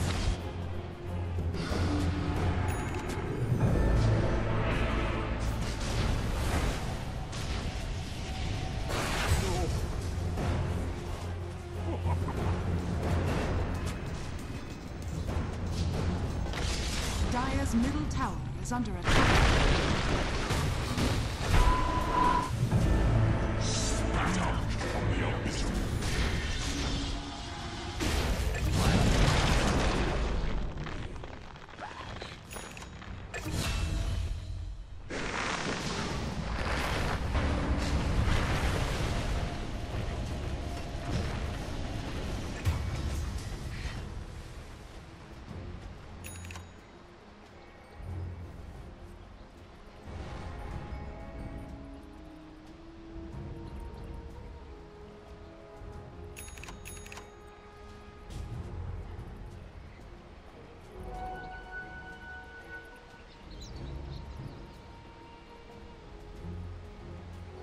Mine!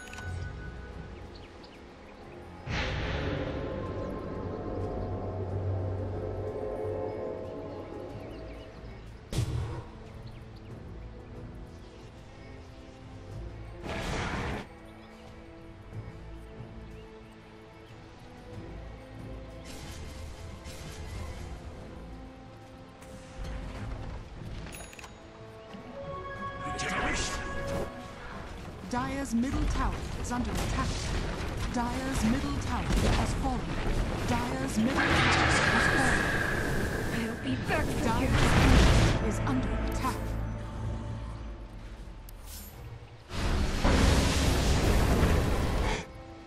Dire's ancient is under attack. Double kill.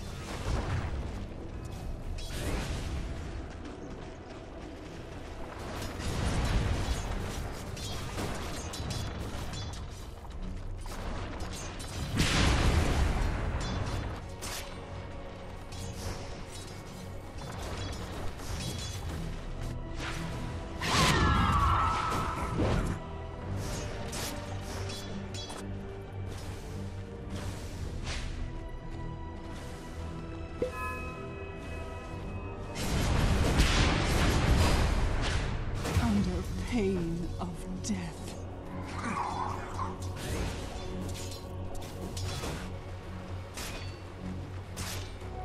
Got it. Time. Invisibility.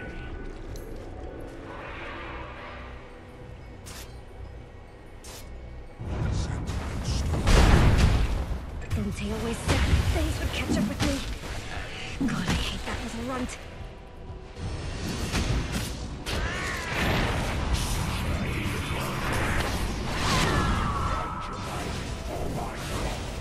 Radiant's top tower is under attack.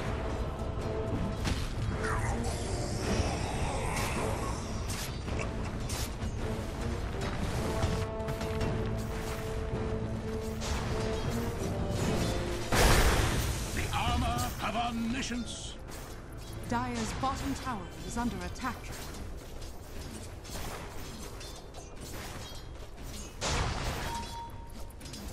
Healing and harm.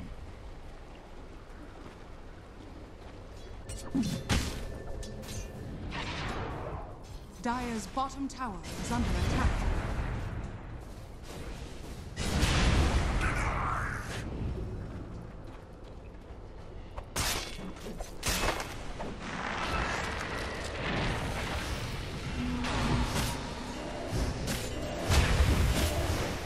Dire's bottom tower is under attack.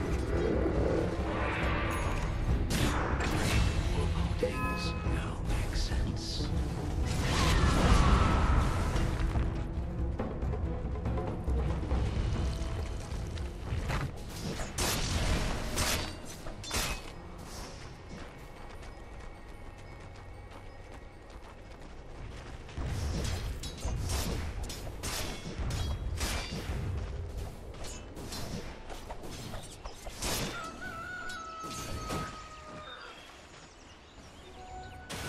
Radiant's middle tower is under attack.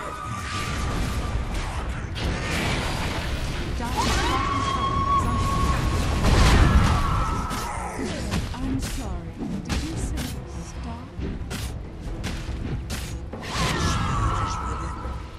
The flesh is weak.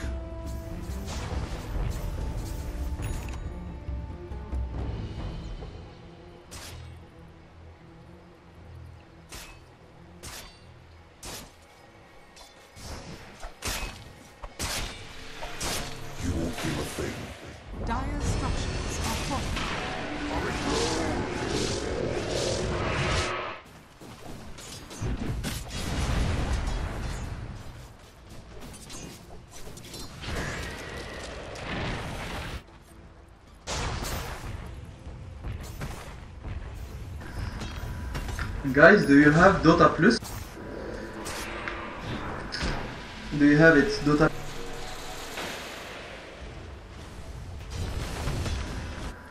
This things, guys. This one. You like subscribe to Dota, and then you got this, and then you can buy things like bundles here. Those one. Dire's bottom tower is And the under relics, like things like this.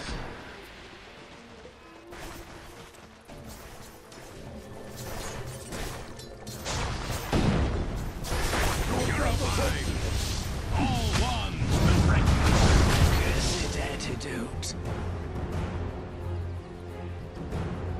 Demon wish fulfilled. Yeah, I got bundles. I got many.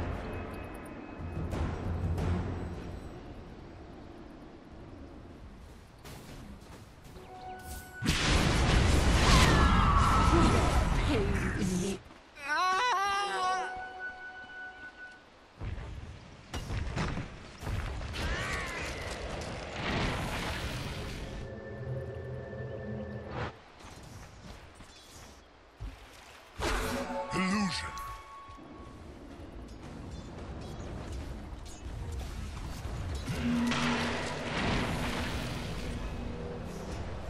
I'm toying with you. You understand that, right?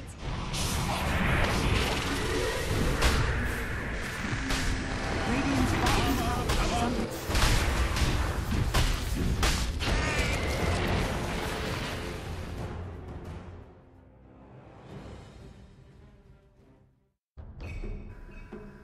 Yeah, let's go for game number. Dire team ban.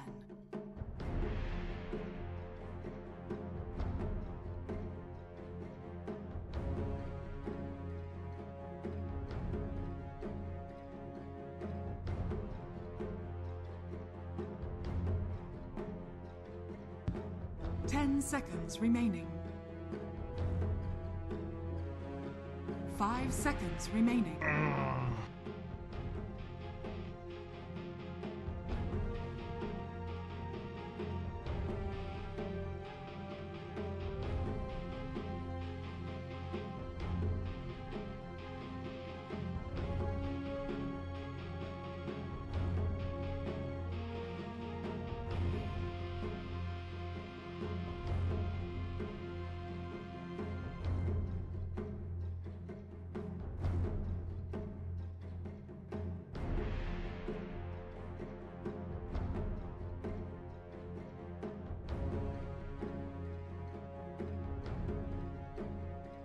Radiant team ban. Dire team ban.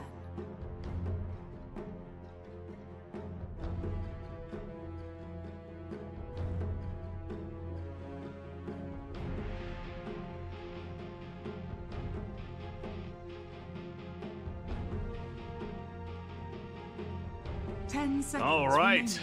Welcome back, ladies and gentlemen, boys and girls. Here we go. Game number 2 now upon us. Right there. We're good to go. We got game number 2. We got Vici Gaming versus VGJ Thunder. Vici Gaming up 1-0 here in this best of 3. So, ultimately, the winner trying to move on to play LGD in the finals for the Epicenter XL China qualifier. Breaky CPK, joined by my boy Grant. We have I don't know what to think of the start. I mean, we're already at 1:15 and we're only on the second ban. So, here we go. Slowing it down a little, you know, it's still early for them, you know. They're, you know, maybe they already ate breakfast, they're waiting for lunch, so like, you know, if we make these games last, just kidding. But no Dark Willow ban yet is the only surprising thing for me. We'll see though. I feel you last ban it in your first phase if you are gonna ban it. Radiant team ban. Oh. Dire team pick.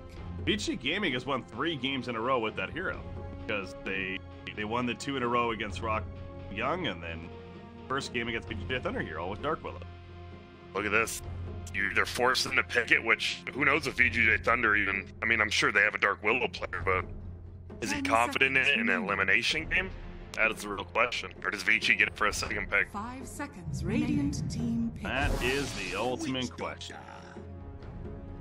Not gonna see it on Thunder. I would love if they just instantly picked it instead of like even waiting a second here. They do not. That, like a Dark Willow Sand King.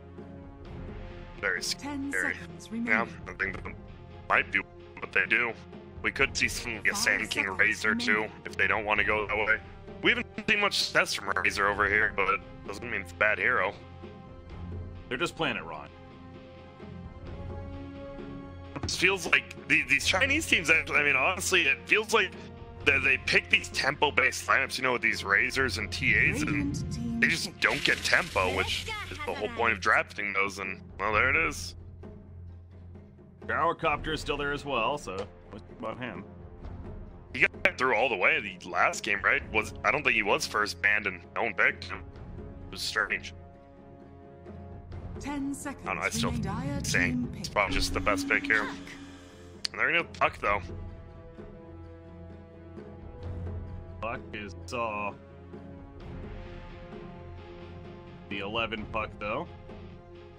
I just realized Puck and Dark Willow kind of look like the same 10 character seconds almost. remaining. Like they were built around one like flying small character. 5 seconds remaining. Very, yeah. Yeah, I guess that makes Radiant sense. But, team back. and there's Tiny again. I thought Tiny definitely wasn't their problem. Tiny dominated the lane. He did pretty good roam. He had that one really bad death by the Dire Ancients where he got picked off and got the rest of his team picked up. Besides that, though, the Tiny, always a ton of 10 pressure seconds mid, late, remaining. and early game. And this early on in the draft, you just don't know where 5 up, seconds so remaining. here. Hello. Position 4 on either side still hasn't really been. King comes to mind once again. Earth Spirit, Tusk was a bit. I don't know why they let Dark Willow go through again.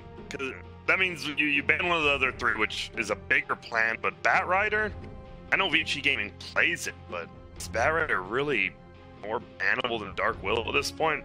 Just feels very strange. Like you said, they're 3-1 day and 3-0 when they play Dark Willow. 10 seconds remaining. Really comfortable for them right now. Stop that 5 momentum, but they seconds choose not to. remaining. Dead.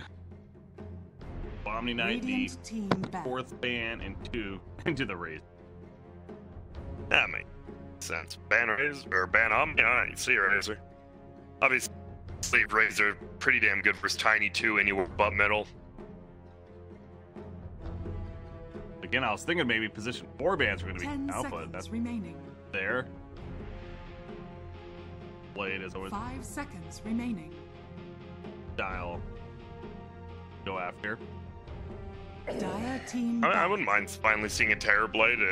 It's been a little bit, and he just gets 5th banned every game. So will someone pick him up as their 4th pick? That's the real question. Feels like your VGJ Thunder, you might do it. A tiny plus Terror Blade core is pretty damn good at all stages in the game. 10 Especially seconds against, remaining. I don't want to say versus Dark Willow, but versus Puck, you're 5 fine just standing and seconds fighting remaining. if you get coiled.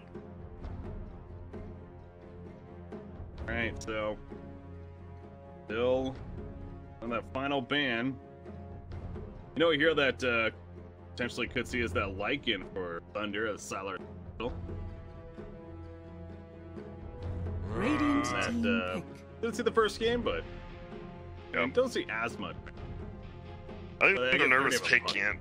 Yeah, I think they're kind of nervous because they saw what they did last time versus Rock Young. Like they showed exactly how to play versus Lycan, and he just got nothing. 10 seconds. But who knows Lycan- if they would let Rock Young, like change their decision with how they played it. 5 seconds Could, but remaining. I doubt it. Against a Puck in a Dark Willow, it does seem like a. I like the ban on Kunkka. Or Kunkka from Vici coming out a bit. For it. That's something I don't know. I can't believe Sand King is just sitting here, 4 picks in, no bans on him, no one's taking him yet. Just feels strange. Tanking, Earth Spirit, Assassin starting to go down a little bit of position 4, but wait, is Elder Titan banned? Elder Titan's actually still there. Yeah, he hasn't been the most popular about it. As we've been seeing, it's another one of those, we see him every game in NA first picked, and here, different. Vici, they're gonna take their time. Dire team I'm trying to think. Night Stalker. There you go, the Night Stalker. The Radiant one time team they ended up losing was this hero. Instantly, Earth Spirit. I don't think this time it's not the biggest counter, but Witch Doctor Earth Spirit in general just feels like a more aggressive, more thorough support duo than Night Stalker Dark Willow. A ton of damage for those two, but yeah. 10 seconds remaining. I feel like the Night Stalker could also be a little bit of a trap that they're throwing out there, like, hey, you want to pick Lycan, you know, and there's more reason to pick Lycan, but not terribly. Okay, so there it is, the fourth pick on one of the teams. I kind of like it now. Night Stalker is going to provide that nighttime vision. You have Terrorblade. You just want Terrorblade, right? That's the hero. Farm for 10 to 15 minutes. Realize you're the strongest person on the map. Push towers. And eventually try to end the game before 30 minutes. But it's not like he's a terrible late game, sorry. Whenever you see Terrorblade, though, Tinker is a hero that does come to mind usually, but the other heroes would make it very difficult. Yeah, I think that's what they, like you said, I think that's what they drafted. Night Stalker Puck, super good, and obviously Dark Willows, Terrorize. Well, see you later, Tinker. Dead. Probably going to think elsewhere, still need, maybe they're around safe, and again, it depends on where Tiny ends up. Already down to 30 seconds, so it goes back to, they used a lot of reserve time in the first set of bans. Lycan. There it is. Lycan. It just feels like you said. Once again, we've seen VG Gaming the 11. I would love if 11 played Puck this game instead of Ori middle. It just feels like 11's a little more clutch with those ultis. As Magnus, he just knows who he has to get with it. If he gets like Lycan or Earth Spirit in a coil, this Terrorblade is just gonna rip him apart.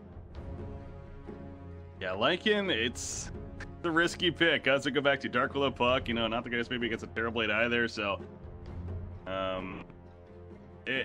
bit of a bait, like I said, with the Night Stalker. Maybe they're just enough for the darkness, and okay, you know what? Fine, a little bit stronger in the nighttime too. We'll go ahead and go with our comfort hero, but question marks there. And now Vici Gaming thinking of the final ban, probably going to be a mid hero. I think it's an offlane Tiny, but Dire team the last game, in fact. All right, so they ban offlane. I like that. I think you ban. I think since you saw Tiny already go middle one time, you just assume it's going to be there again. And I think Underlord or Tide Hunter is super good for VGJ Thunder. We'd expect him to pick the Underlord here. Just have a frontliner, Lycan hits your buildings. The only problem then is you have 3 melee cores, but it's not the biggest deal if you're trying to end the game early. There is something like a Beastmaster as well. Could be an idea as far as synergy with the Lycan. I think the only problem with that is Beastmaster, you kind of want to be like solo pushing yourself as well. And when you are with Lycan, it just feels, if you're both hitting a tower, you're both getting coiled, and just feels like a problem. And Underlord, if you're getting coiled, you're like, whatever. My entropy is here, and just do it. They think it's an offline Puck too, so that makes the most sense. You just want a solo core with Terrorblade, have Puck, just get a blink, do his thing, and maybe get another space creating middle. I don't know what to be though. Queen of Pain. I still like, you don't really look at Queen of Pain Puck much, but it doesn't seem that bad right here. Obviously, DK would have been nice, but they banned himself, so. Radiant team pick. Yeah, Underlord. I gotta say, yeah. Tide Hunter would have been the best, but Underlord, they do pretty much the same thing in this draft. Underlord, go tank towers at 25 minutes. Hope our Lycan's farmed and we win. Gee. 10 seconds remaining. Base creator, as you said. Another one. Space creator and tank. That's the problem. Visage. Like, you have the Puck for the team play. It's Visage. Well, it's not terrible. I like Visage versus Tiny as well. Even though most people don't because of the tree, but you get behind him, just be a real nuisance. Very good versus Witch Doctor Earth Spirit as well. Yeah, have you seen it? Has there been a couple Visage? There hasn't really, so That's, yeah, maybe not. Choose Oh, your hero. well, there. Let's just go with it. Give 11 to Magnus again, I guess. And like VGJ Thunder thought it was like, oh, it's a puck off lane 2, and they mix it up again. Obviously, Magnus Terrorblade is good. Not as good as Monkey King, because the plus side is Terrorblade doesn't really go Battle Fury anymore. Now you just have the built-in Empower, and you're going to farm just a swift with like Yasha Empower. Back-to-back games seeing Magnus. It's out of nowhere, it feels like. Treat. I like VGJ Thunder's draft a little bit more. It's in your face. You know what they want to do. And the execution doesn't seem that hard. Underlord Lycan hit towers. Tiny hits heroes in the back, and Witchdoctor Spirit are there to save them. Well, on the other side, if Magnus didn't hit that big ulti and base, right, it feels like it might have been a loss. True. When you're betting on Magnus to hit big ultis, it's not going to be 100%. We'll see. Vici Gaming is something else to always look for whenever we have a Terrorblade is the possibility of kind of running him aggressively yourself, getting those early metamorphosis forms, and 1 or 2 before maybe swapping back to your safe lane. So, being aggressive and kind of forcing the other team to react to it. Yeah, lines up for that or not. William Ford. I think this we go to again. I mean, just from draft perspective, I feel it might go to game 3. But if 11 plays like he did last game, I'd have passed him to just have 1 or 2 amazing team flip. You get your first play at 20 minutes, you get like a 3-man RP. Terrorblade might just take their base right then. For battle. All right, well, Dota Plus, it does like the Thunder draft ever so slightly. It's 53-47. All right. No, Dota Plus, I'll take it. I was right with the other one, was 60-40 as well. So, you know what, Dota Plus, what a sound investment you sound like. I'm not going to buy you, but I appreciate you. You also don't have a second monitor. That's true. That's to keep me focused, though. Oh, I've heard what that means. I read what that means. That means packet loss. Yeah. So that's not... Trash talk. It is not. The dot might have been last game, but... And if people are wondering, the Epicenter Mad 12 you probably saw was supposed to be started, that's just Cyan. There's still 2 hours left till it starts, so... We got plenty of time. This game 2, game 3, I'm ready. Yeah, and then that'll transition right in. It's that on your stream, so. I'm to die this morning, but we'll see. Yep, your monster, right? Yeah, I do. And it feels weird though. A lot of tournament. I think all of MDL, I think the CIS as well as NA are pretty much all delayed for people to play in it. So it's nice to see. You know, people are complaining about organizers not working together, but it definitely were for this. It's such a unique event, especially I think it's kind of the biggest, and it's for a big deal. Again, best of 1 all the way through. Yeah, even and, grand finals. It is the grand finals as well. Yeah. Yeah. What's that supposed to be? Oh, okay. Assuming internet dead, just keep dropping. Are they not in the same house? Why is only paparazzi dropping? Yeah, you figure, right? That's what I kind of figured. All the Chinese teams, they all just land together. Like, could just be one crappy computer too. I've seen that when like Liquid was an NA team, they boot camped. They always just gave Bulba the computer that always DC'd. It was pretty funny. Made me laugh. Everyone else, but yeah. But that's like the man. So Fade, he's rolling in right now. Are they gonna get someone here? I don't think. We're gonna find. Oh, wouldn't mattered either way because he skewered away. But quick one. I'm interested to see if they actually try lane up top with Witchdoctor Earth Spirit. I don't think that's the strongest. I think you just leave Witchdoctor up here. Let Earth Spirit go mess with other lanes. For now, I mean, it's just the Magnus, as now Night Stalker is roaming around throughout the jungle. He's got a ward. He wants to place that. If he eventually does in the jungle. Right. He's playing Tiny, setting up to go mid, of course. Terrorblade is going to run at Underlord and try to secure the bounty rune for his. Locking him up even. Much late. And actually, they do get 3 bounty runes. 11 manages to get the one up here. Look at Fenrir with the boots, pulling the creeps, and they know that Looks like he's just doing the thing where he keeps him back low and he might just TP out. You gotta pull him all the way around. Intrigued. All they got is the cask for which as soon as that's used, though, obviously he knows. See? Oh, he's gonna keep juking. Another creep wave even coming, so this is a little curious here. A DDC, he also knows that fact, so he's not gonna just throw at the cask. Look at it go. There we go. TP.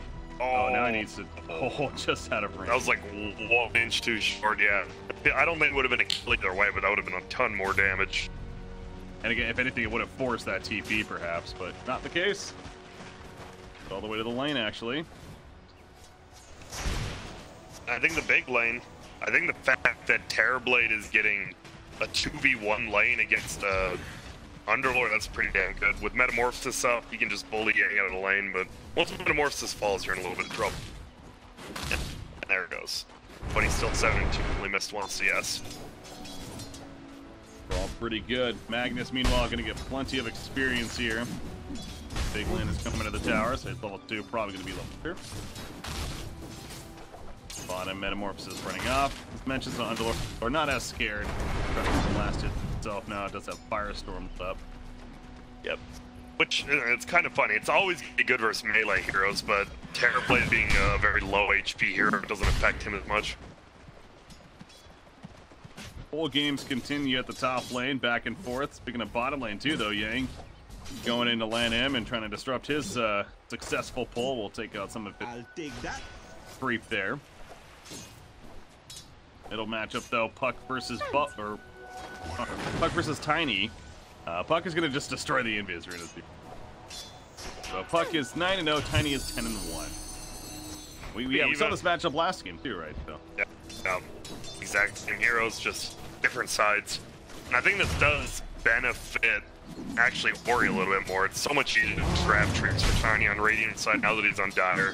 His vote is a little. That's not a big exchange. Fade bottom, we're being a little in trouble. Yeah, no Metamorphosis, but Paparazzi still going in. Derek Curry gets killed in the meantime. I'll land him credit for the kill. The fact that Terrorblade could even assist for a kill without that Metamorphosis, pretty big deal for the Radiant side.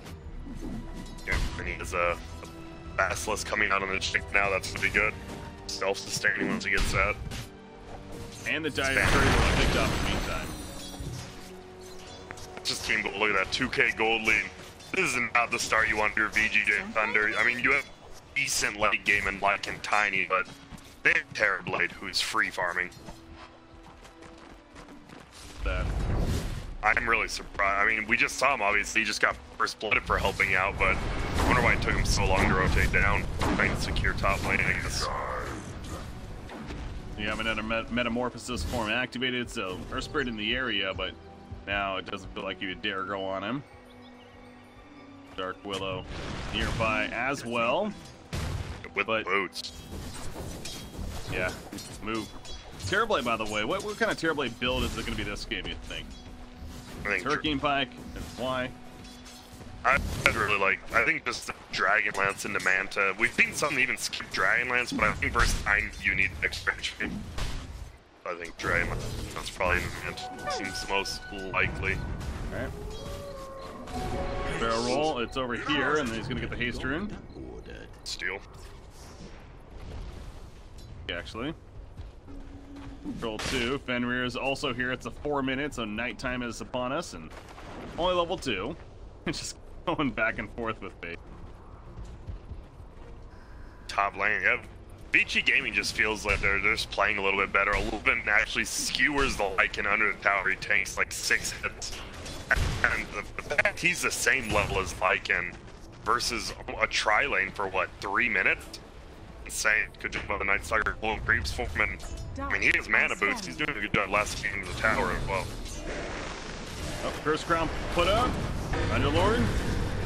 To be ran after again. No Metamorphosis form. Yang out to walk around that Bramble main, though. Malice is going to barely be enough to keep him alive. Oof. Just enough. Meanwhile, he goes down to Fenrir in the backside. Just chased him. That felt weird. Dark Willow could have a shadow round too and gotten the kill, I think. But hey, even better, you're Night Stalker kind of needs some levels. Yeah, and maybe because he saw that Night Stalker was coming in. Obviously, I did not. I apologize. Night Stalker just goes in and runs him down to finish him off. So, success in the end. Top lane with the Magnetar we can go to. But, I mean, Vici just keeps coming out on top of these little skirmishes. Middle. Bramble Maze, it does connect initially. The curse crowd set up. Ori's here. Illusory Orb just needs to land it. He will not. Good juke from Freeze and plenty of support coming out. Shadow Realm from Lanham takes the Boulder Smash. Ori doing what he can. Not level 6 just yet, though. A couple of creep kills. He might be able to get that Drain Coil. Fenrir, though, in the area, too. Orb will connect this time onto Earth Spirit. It gets the kill on him, at least. But Tiny did survive. Minute rune. Nope, bot. It just feels, bro. This is why I'm not a fan of the Earth. It just feels like Sand King could have been what Earth Spirit does, but a little bit better. You talk about maybe silence for the puck, but right now you're just struggling in the laning phase when a Sand King really wouldn't be. Is that hell of the Dominator up on the Lycan already? He's top CS right now. Oh, well, Sunder going off right there. Yang was chasing, clearly got sundered in a response, and he just gets run down by Terrorblade. We've seen that once or twice before. I don't know, Aquila, please, Terrorblade. You're right-clicking the lane, you're pushing. Yeah. But yeah, obviously didn't catch that. I just heard the Sunder go off, but clearly Underlord a little too ambitious. Maybe he figured, because we'll see Terrorblade's not getting Sunder at level 6 necessarily, so hope that he didn't have it perhaps, but not the case there. It's one of those ones you save a point for unless you actually really need like that second level reflection or illusion where they're a big player top. No TP just say Night Stalker will get caught. That's 4 heroes running after him, so they better get it at that point. They do, and 11, ooh, he avoids the stoic. Got stomped, but he skewered forward to escape. But now you can bottom, get him quite a bit of trouble here. Not enough damage though. Lost the shrine. Miss uphill on the Shadow Realm hit. That was a good defense, because that should have been a tier 1 for tier 1, but Yang pulls him off of it. And they haven't even done damage to that bottom tower. No. A firestorm. Pushing them back, of course. Spamming it as he should be. Blade against another minute before another Metamorphosis form is ready. He is going to go that Dragon Blade. I'll take that. Mentioning earlier on.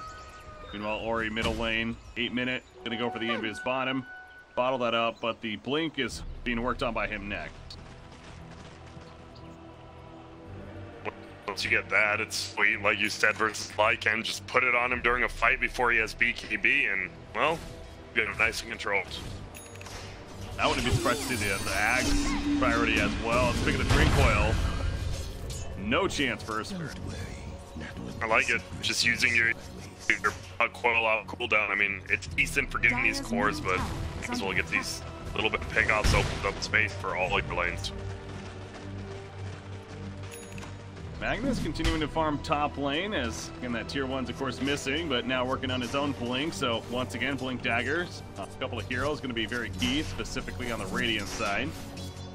Dire team Tiny, he is going to go his over the Shadow Blade, it looks like. Just purchased his Breeze 9 in the Ring of Acula, so it's going to be a while before that'll take place too. It just feels like there's 3 heroes here middle, both supports and a Tiny. It just feels like VGJ Thunder is getting outplayed on the map. Just not using their time as wisely. They do have a smoke here on Witch Doctor, not going to use it just yet though. Looks like they want to go middle lane, but Ori, he's already fallen back. He did use his orb, so they thought they had an opening. A little bit too quick to react. Falls back, he's fine. Lycan, meanwhile, is just farming up his jungle quite a bit. He does remain on top of network, just barely over the Terrorblade. Structures are fortified. Yeah, but you're worried about this. Like, Lycan, he comes online very early, but Terrorblade just hits even more like a truck than Lycan, which is pretty damn good. And that's with Empower, too, that we can't forget about either. Gonna be coming.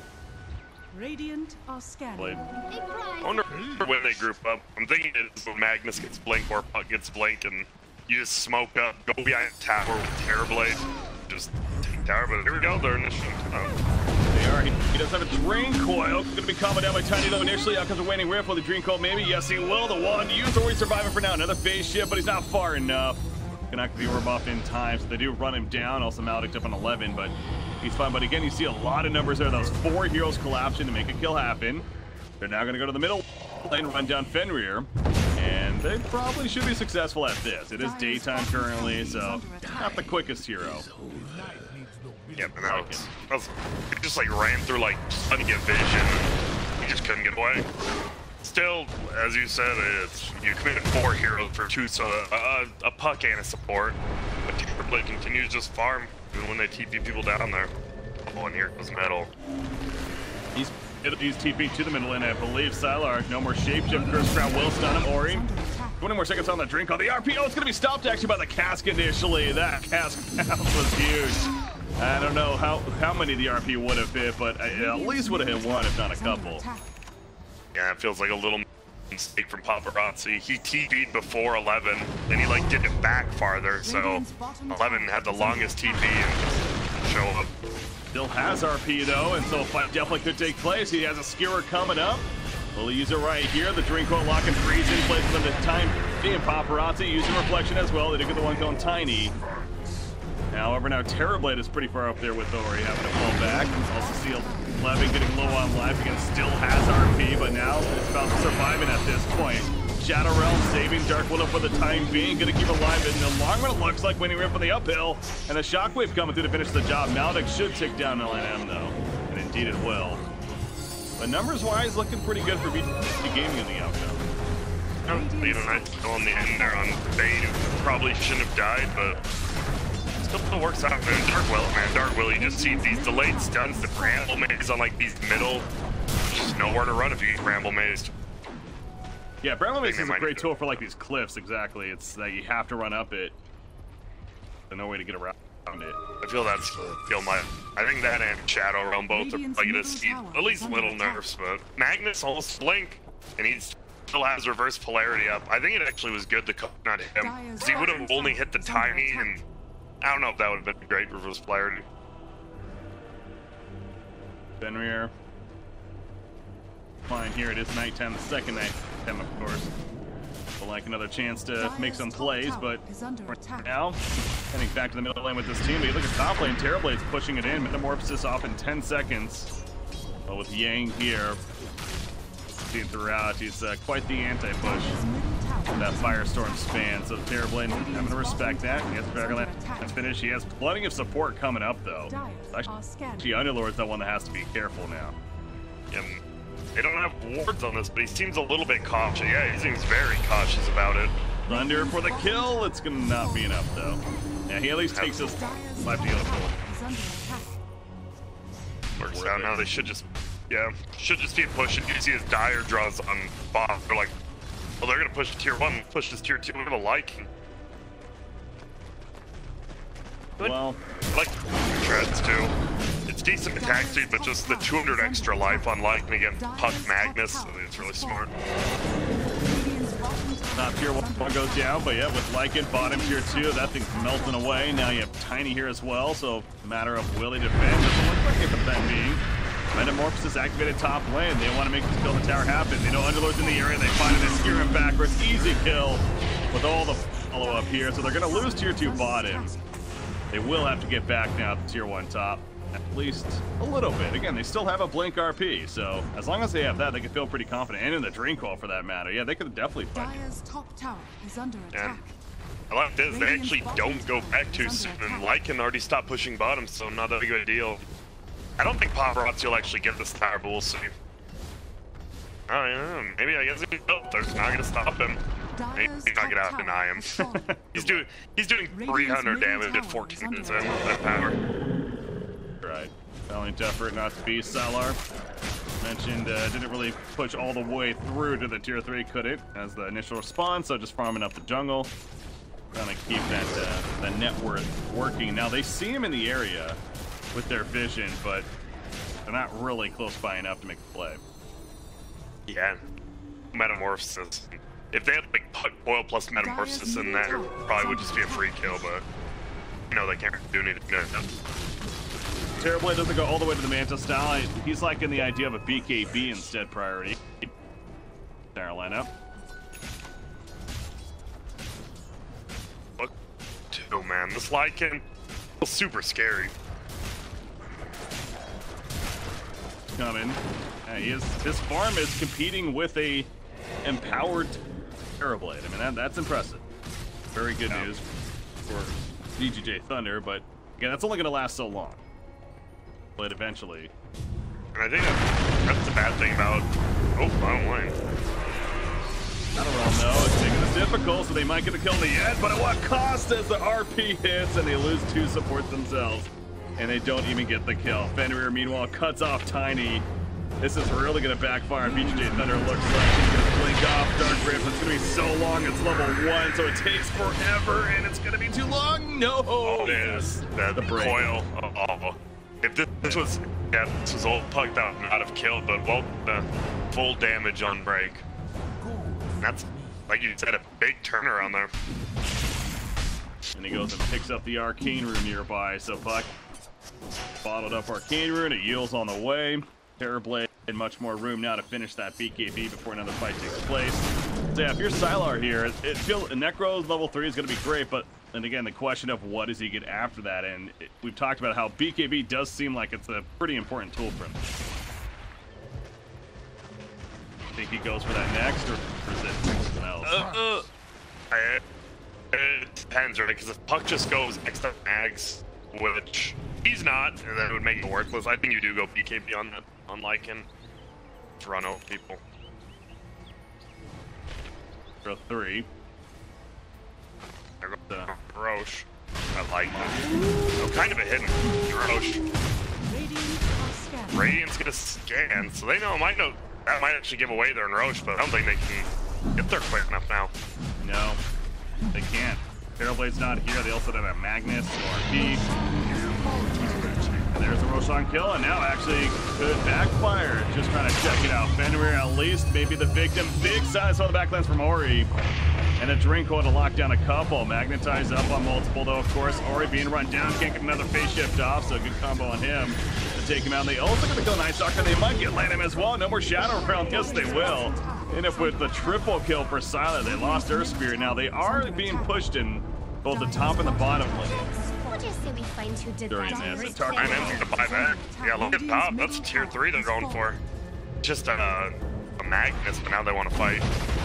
Magnus coming back with an RP, by the way. This could be big. He's going in. There's the RP. There's a skewer backwards. Everyone else joining it as well. Ori fights back for this. He doesn't have a drink wall. The Terrorize, though, on top of that. There's a Waning Rift with the Illusory Orb. The damage is real. Is it real enough? It looks like at least on the Underlord. Sylar barely limping away for the time being. They're going to be in pursuit. 11, he will catch up. The Shockwave hits the auto attack to finish off the job.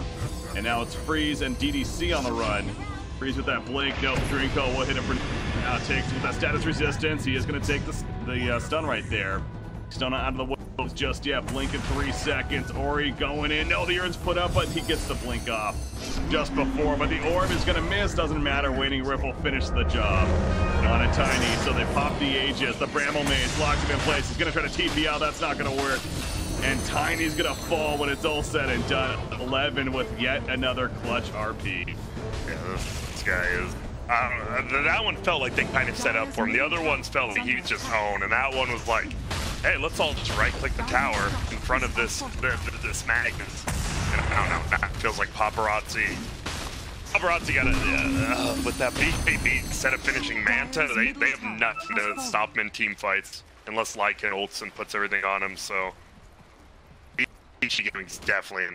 I think it's bigger than a 3K lead. It says 3K. This feels more like a 6-7K lead right now. It does. He's at that status already where it feels like he's going to be hard to stop. And all right, how about this, Magnus? Got an axe coming after his Blink Shadow Blade. That's it's AoE in power, right? Aura? No, they changed it back. They changed it. It's now the oh, it's a double shockwave? Oh, shockwave, okay, okay.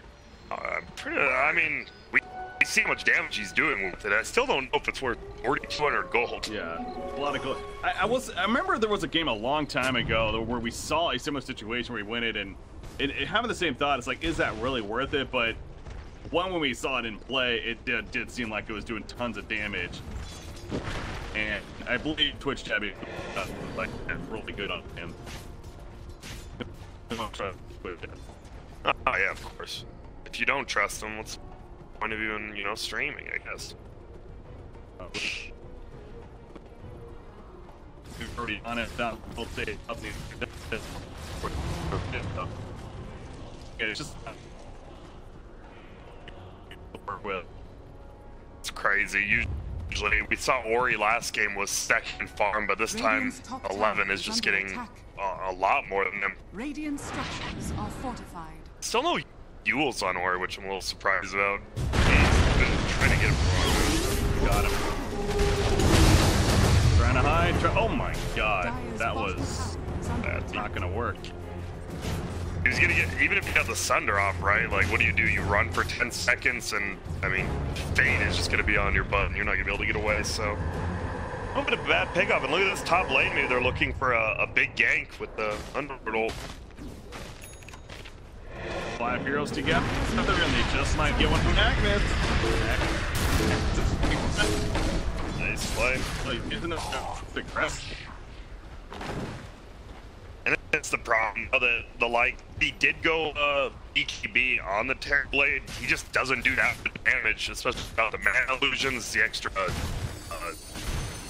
agility, pardon me, and now Lycan can just run your towers down.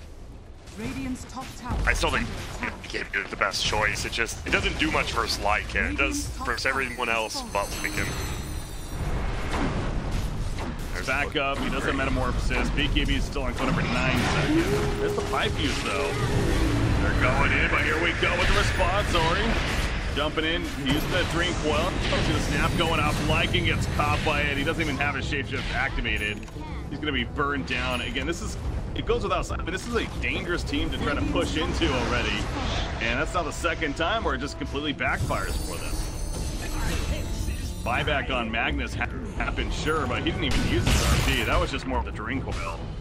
Yeah, it was. Yeah, Magnus actually did nothing. He accidentally TP'd into the Pit of Malice, and well, he chased down and at least picked off one more support, but now we might just see a turnaround, right? You just go for tier 2, you know all the cooldowns are done on Dire. Oh, be careful. Or Freeze definitely, even without Echo Saber, we're about to find out. Oh, the Thirst Spirit. Yeah. Being the easy kill, but now our Spirit, he's found by Night Stalker, and not gonna be enough to chase though. Even with the Spirit Vessel, or a little bit too slow. I think that was a good play with Underlord there. Just what are you gonna do? You're getting Pit of Malice. You might just get turned on. It's not a lead by VGJ Thunder, and that's all because the buyback by Magnus just like ruined his net worth. But it still feels it just feels like you win one team fight, you're getting Arax at this point in the game now. That's the Lycan Terror. Can they avoid the big Drink Coil RP is what it comes down to. Even if just one of those tools hitting effectively is going to do wonders for Vici Gaming, so definitely easier said than done, but and we've seen Thunder. I love the combos with this puck. If they keep doing the Terrorize, we actually saw in that fight, it broke it. You have the Skewer as well. And he's banning like 2 to 3 man skewers. That was a big damage with the puck. What have we? Magnus, obviously, as mentioned with the buyback, his Ags is going to be a bit longer before we will see that now. But yeah, puck, his own Ags coming, so 5 minutes or so. This game is going to be enhanced quite a bit for Vici Gaming. Bring him to the table. The full mech on Underlord and the stash. I mean, this is the frontliner they needed. I'm really surprised they're just not 5v5ing more, and I guess that's a big shout out to the fucking Magnus. They can't really do it. Down, it looks like a smoke play coming out, yep. Dire team in, yeah, they were definitely out of vision. Jump actually middle lane. Catch the Magnus again. cannot. Oh, yeah, it's going to be free for now. Not long enough, though. Spirit Vessel trying to heal him up is not in time. So they combo him down. And Magnus is dead for a full minute, actually. Point, and Dark Will is going to go to the TP play with Water Smash in the face. They have plenty to stop the Shadow Realm TP this game. Yeah, they do. And now, well, like we said, you lose a fight, you're going to lose a Rax. And I believe they're losing a Rax here. You don't have the Magnus. I just feel, what do? You Dream Coil him under the tier 3 and he just kills the tier 3. I feel like we're going to find out though. Or Reflection, yeah, do they go too deep now? Out comes the BKB, there's that Metamorphosis, the Dream Coil connecting as suspended on multiple heroes. Darkness has fallen though, Paparazzi having to keep his distance, has the Sunder ready still, but Sylar now with his BKB shapeshift. Yeah, they're respecting that damage potential, so they fall back, down goes the tower, and that melee Rax is going to melt away, so ultimately you are right. Way too much, and they're gonna go top melee rack. They want to kill 2 melee racks in one push. Dark Rift activated, trying to get out in time if need be. They do kill the second melee racks, and everyone escapes. So well played by VGJ Thunder right there. That's just, they knew what they had to do. They're like, wow, this Magnus, he probably doesn't have buyback since, well, he already bought back, so he definitely doesn't. You know, he just run you middle, and that's a Metamorphosis wasted too. I think that's an even bigger thing. All of a sudden, he does. 2 melee racks dead at 26.5 minutes. So much for what just has constantly been feeling like pretty good control for Vici Gaming. A couple of key moments. Again, the bottom lane terribly getting picked off, even activating the BKB before. Done with that, and then yeah, catching Magnus without the buyback. A few racks. Yeah, it feels like this puck too, very under farm. You look at his cores. Above 11 now, but way below the other dire cores as well. And if you have an Ags, right, that BKB doesn't feel big on Lycan, but until you get it, this Lycan doesn't care. Just runs around. They're gonna smoke up again, but this time they were 100% ping came out immediately. And yeah, Terrorblade, he knows he has to be careful. He'll TP away. Oh my god. He doesn't mean he's committed 100%, but Terrorblade has a divine rapier. I think he might be. I mean, they know they've lost this game in more team fight. If he somehow finds a Divine Rapier and wins a team fight, they can almost push the base themselves. Yeah. But, I don't know. It feels a little uphilly now that the puck's so under farm, but we'll see. Radiant scanned them coming in, and they thought a fight might have been taking place. Darkness comes out though, and if anything though, that's a cue for VGJ Thunder that something's up. Pull back. Again, barely missing each other. Got a blade. They're thinking about they're like pinging. They're like, are they in my fight? Sylar, can we kill him? Oh, he missed the skewer. Oh, the angle was a little bit off right there because of the cliff, and now Fate jumps in with the magnetize, and Magnus is melting away. Out comes the terrorized Paparazzi. Just like the raid boss that is, with that Metamorphosis for the BKB, but everyone's just running away. GDC included, runs into the Roshan pit. Paparazzi now finding himself by himself. The drain colliding many of heroes. Is it going to be enough to save him in the end? No, Waning Rift. There's a Sunder to Sylar, actually. Sylar all of a sudden just about dead because of that. But he's still running after Puck, trying to finish the job. So Paparazzi will live. Puck manages to escape for now. Tiny gets his combo off, though, so never mind. They secure the kill on Puck, and now they're going to secure the kill on Roshan. Top it all off. There you go, another Metamorphosis. It's pretty much just going away, so you didn't get 1 kill, 1 tower out of it. Just really good play. Freeze on the backline, right? It looked like Ori was just gonna live again, and he says nope. Missing that skewer. That's, again, on the cliff right there with the RP, and it kind of made it awkward angle with the Lycan. Or else you just bring him right back to all 4 of your team, and see you later. Yeah, different story completely. So now we have VGJ Thunder yet again pushing. Puck may very likely have to buy a back. Drink Coil will be up in 8 seconds. That push though, Sylar. Pushing him initially, 15 seconds before his shapeshift. On the pit of Malik, blocking multiple down, including Night Stalker. The Malik, if anything, should take him down. He does fall. Again, Paparazzi with no Metamorphosis. Does have a BKB, but without the Metaform, he's not nearly as intimidated. He kind of just runs right in, and he's going to be comboed down quickly. He buys back immediately. As does the Night Stalker. Puck is now here. Drain Coil ready to go. Not using it just yet. Sylar pops that shapeshift. Now Cheese even still throughout this, by the way, going right for the melee Rex. Out comes the Dream Coil. Finally, it only hit one in the backline, so it looks like it didn't even hit Sylar. He's going for Terrorblade for the dieback. Paparazzi pops the BKB, he pops the Sunder, Terrorizer response as well. He's going for the turn kill, and Tiny will actually make that happen, but Tiny had the Aegis coming right back up. Meanwhile, throughout all this, Sylar's just feeling like a boss himself. They're gonna kill Terrorblade, and that should officially do it indeed. GG, well played. VGJ Thunder will force the third game. Yeah. I like the Lycan draft versus the Terrorblade. It's just good from like that 20 to 30 minute mark. I thought Puck would get such a quick rags, but it was a very slow Yules, and then goes, I mean, just going for the Yules in the first place, you have to versus switch.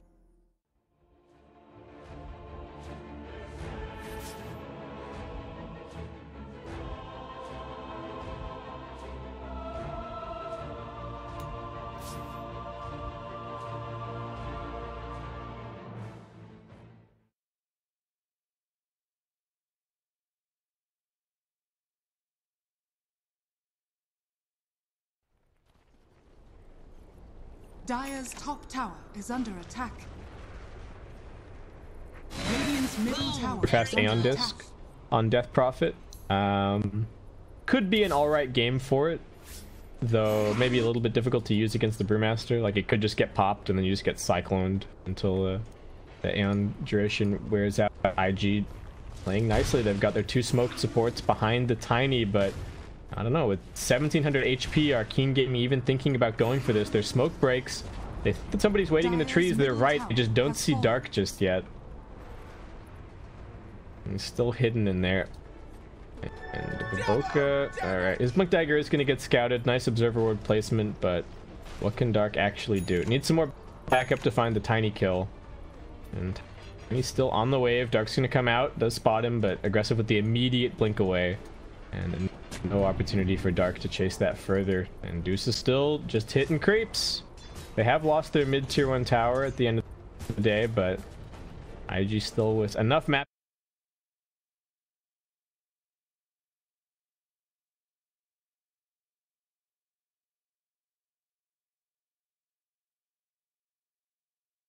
Yep, Deuce, despite those deaths, still the, well, at least the #1 last hits in the game.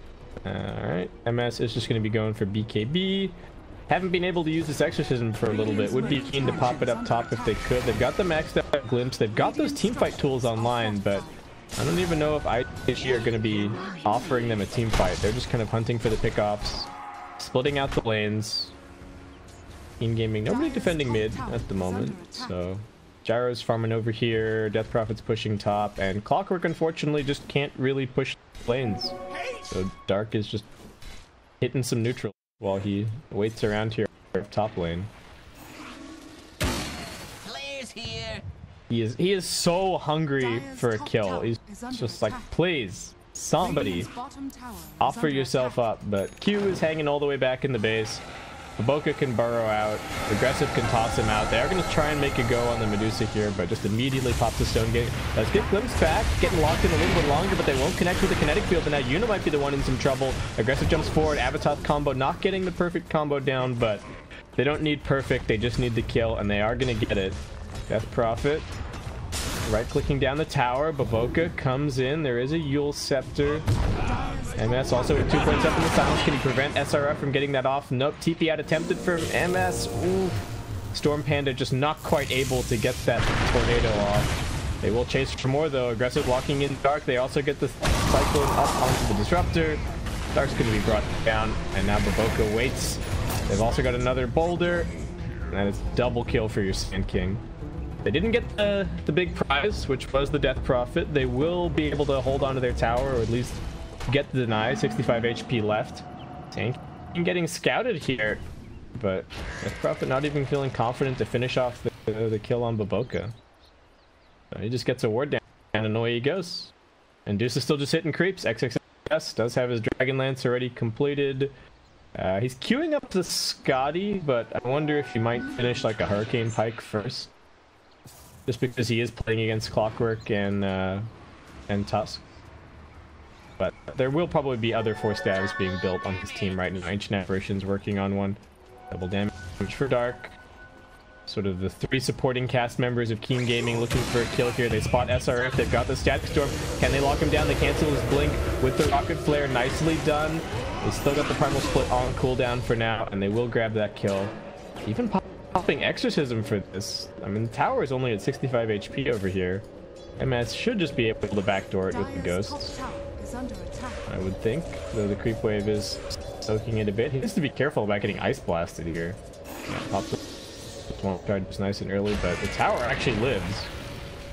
39 HP. Dark, can you finish it with 1 touch? No, he can't. Even with the double damage, it's not enough. Keen Gaming, come on, guys. Can't even finish this tier 2 tower. And next success. Shoves bottom all the way up underneath the tower, farms the double camp, heading over towards his home in the tri-camp area. Is he the highest level hero in the game right now? Yes, he is. Is he the most farmed hero in the game right now? Yes, he is. Hasn't really been contested at all. Aggressive, so just picking up Yasha, so if we can S and Y on the agenda for him. Death Prophet not too far away from BKB, definitely going to be a very nice tool to have. Clockwork's still working on a hood, and Gyrocopter also going to be trying for this double BKB timing, hoping that is going to be the answer for Keen Gaming, trying to close this game out before the Dusa becomes too big and too bad. They do get the silence onto the Sand King, but able to get the blink to the trees.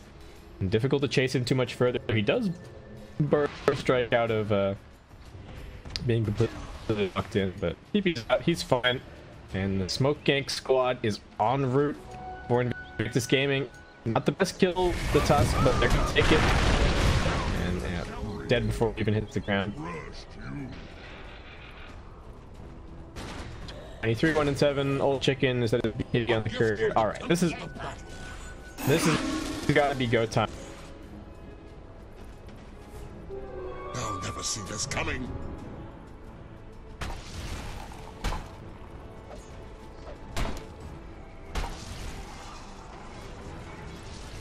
Radiant's bottom tower is under attack.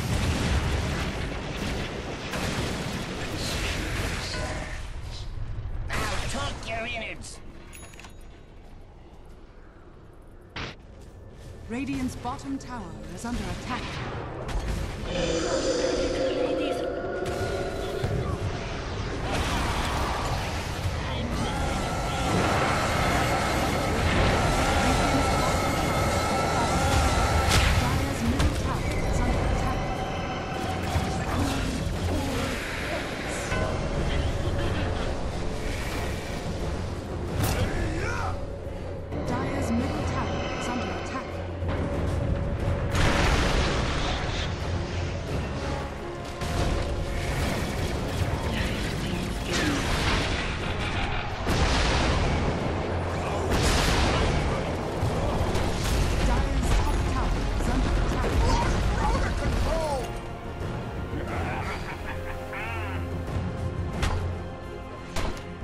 On that fight, 5 for 1. The Medusa just doing way too much damage, surviving way too long.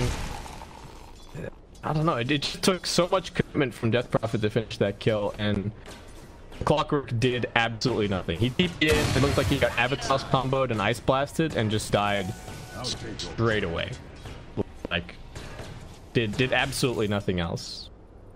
They had a decent amount of damage, but looks like it was not enough against these very, very tanky IG heroes. And as those BKBs start to 说KG 这边的双核心的经济也不差，但是整个团战来说的话，还是很乏力的。发条跟 результат, при этом у него Disruptor добил больше крипов, но нетворс его меньше. Death Prophet and the Gyrocopter. And it's not even just the Scotty. There's 4 stabs now coming up to help her out, and she's going to get her Mana Talon in the next couple of minutes. So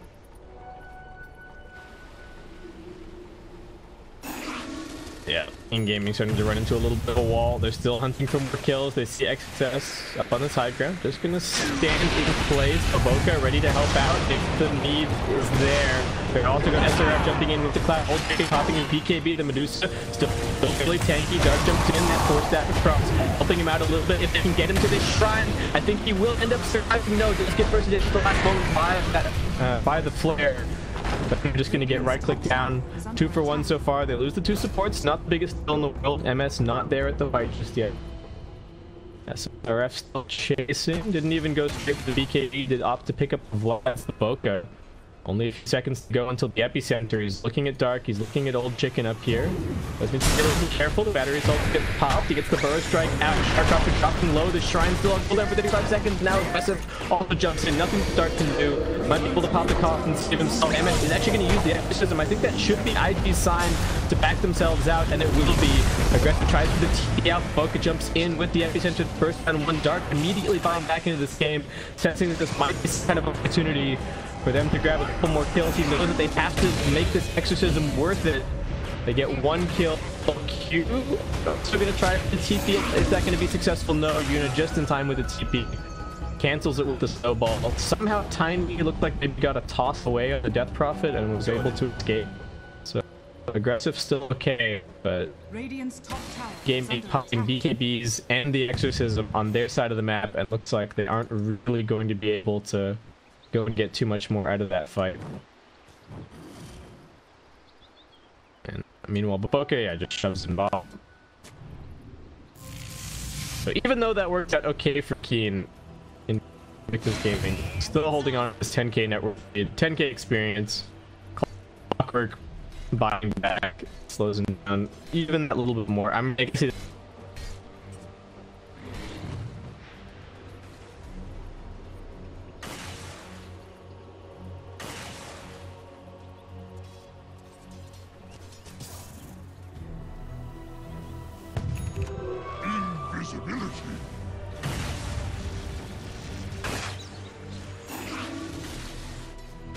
Radiant structures are fortified. Radiant's middle tower is under attack. Radiant's middle tower has fallen. I'm dead.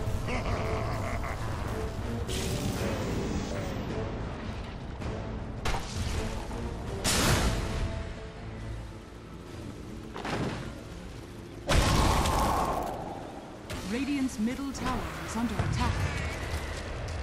Radiant structures are fortified.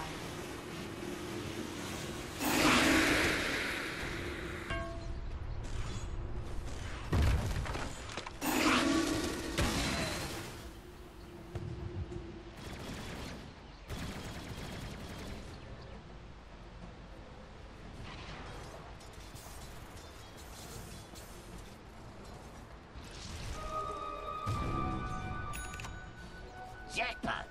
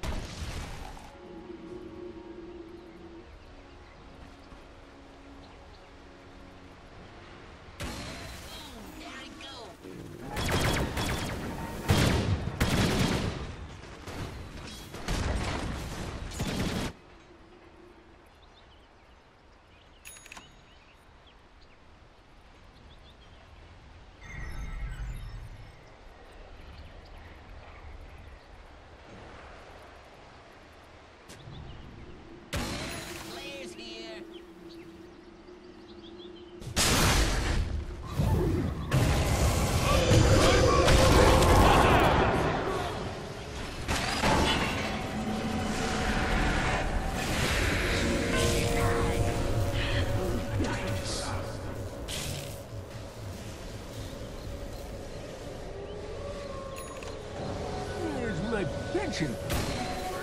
Up. over.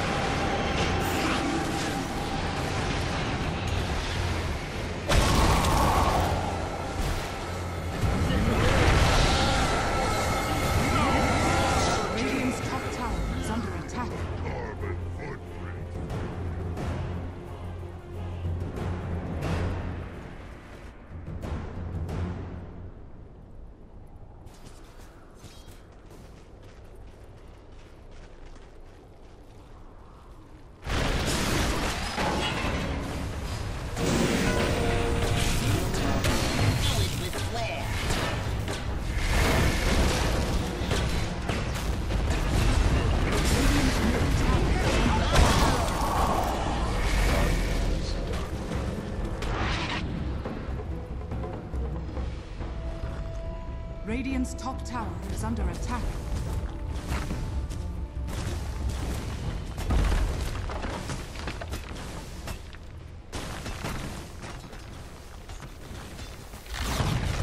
Radiant's top tower has fallen. Dire's bottom tower is under attack.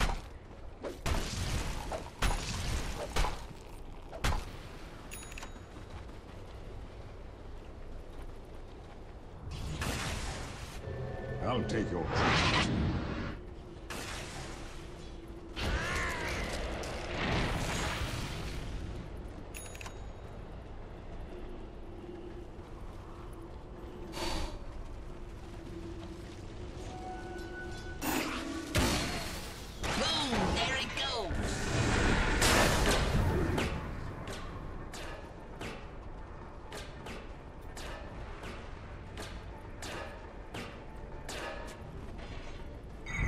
They shards him down, maybe?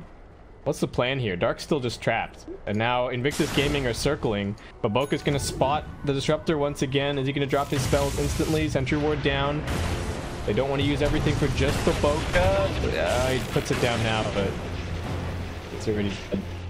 Dark managed to escape, but Team Gaming just kind of looking lost at that stage. So like, oh, we're not really winning. 5-on-5 fights, the falling further behind in network. What do we even do?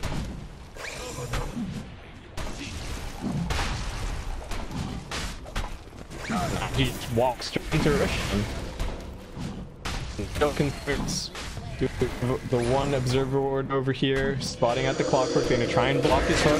Exorcism is going to get popped. King Gaming coming in from the backline to get a nice two-man silence. Brewmaster being focused. SRF can't even get his ultimate off. He will be able to. The BKB helps him out nicely. And Medusa kiting over to the other side of the fight. Does have the stone gauge. They're focusing on Roshan, who's going to be able to pick it up. It is Old Chicken having the Aegis, but King Gaming, the BKBs are already running out. And the stone gauge catches on to the Death Prophet. She gets the Yules off, still healing a little bit more. Q already using the Ice Blast. MS trying to go 2v1 against the two big stars of Invictus Gaming, and he's still surviving. Old Chicken will be able to come over and help out now. X success, looks like he should actually be brought down.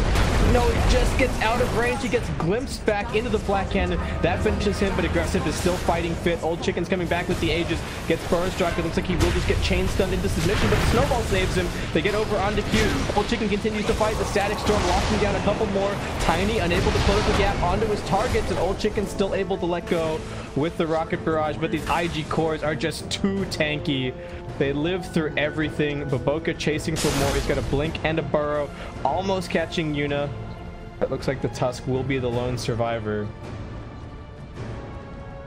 Oh man, even with the Aegis, even with, did they get the, no, they didn't get the, no, they did get the Roshan last hit. Even with all of that going right for them, they just couldn't kill the Tiny and the Medusa.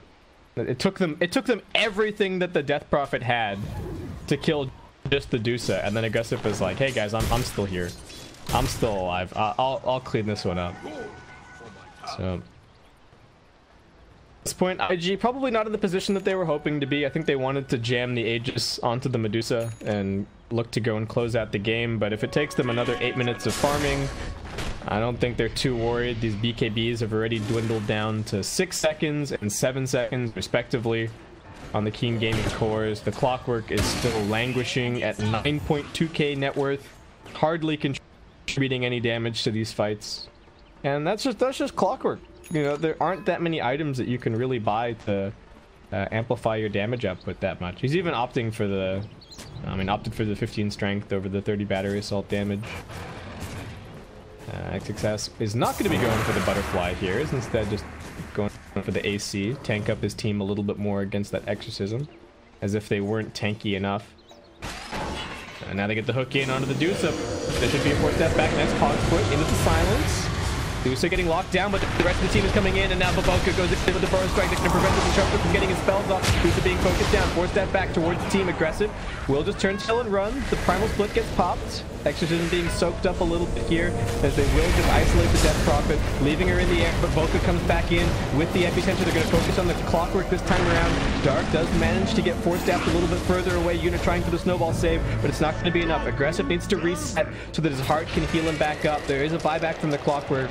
Aggressive just waiting for that healing to kick in. 295 HP a second flowing back into him, and Dark won't be able to find anyone.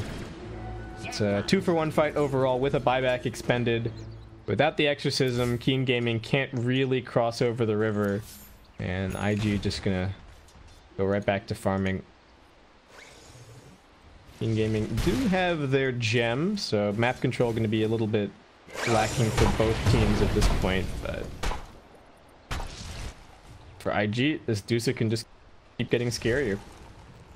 The Tiny is gonna start to taper off a little bit, which could be a concern, and the Gyrocopter does always have that ace up his sleeve. Old Chicken gonna be going for the Rapier up next. Death Prophet, they're just trying to build as many they're just trying to build 1,000,000 Heaven Halberds so they can control the Dusa. I don't know. If you see this in your Medusa, do you just finish your AC and then buy a BKB? And you're like, oh, yeah, nice Heaven's Halberds, guys. But, I mean, we're gonna talk about, what, 3 Heaven's Halberds soon for Keen Gaming? I don't know. Maybe they still have a chance here. Of course, if they do get the Heaven's Halberd on the Medusa before she pops the BKB, still get that nice long duration disarm.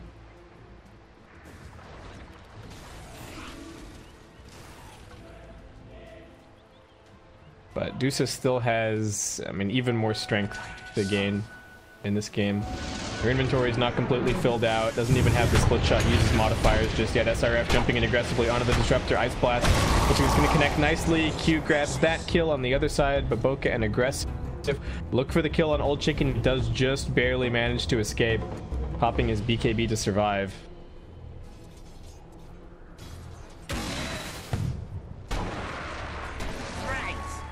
IG gonna start flexing their muscles a little bit more over on the Radiant side of the map. So long as they're playing on the Radiant side, I don't see how they can ever really lose, because Keen Gaming would have to like 5-0 a fight to be able to go and push any of the dire buildings. So there you go. Radiant tier 2 dead.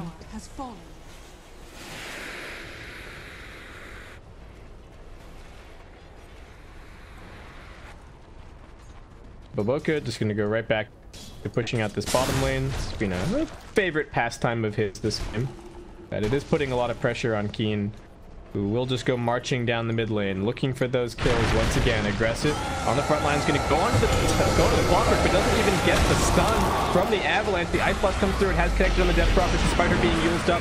The Exorcism doing decent work. Dusa disarmed the one time. Old Chicken standing in the middle of everything. They're trying to put their Medusa out of this fight, but the cogs are preventing her from doing anything. Aggressive runs in. They lose the Clockwork. Death Prophet's still up in the air. The Exorcism doing its job. Old Chicken has been isolated though on the north side. Can they bring him down? Baboka continues pursuit. The Fire Panda also helping out. They get that last pro strike and they get that kill. They have lost the Dusa and they've also lost the Tiny. The Exorcism from MS doing more than enough damage, along with the help from the Gyrocopter. They do actually get this SRF, trying to make his escape. Looks like he's going to be okay, even though his TP scroll is on cooldown. Baboka going to try and keep them outside of the base, and there's 2 catapults already hitting their tier 3 tower.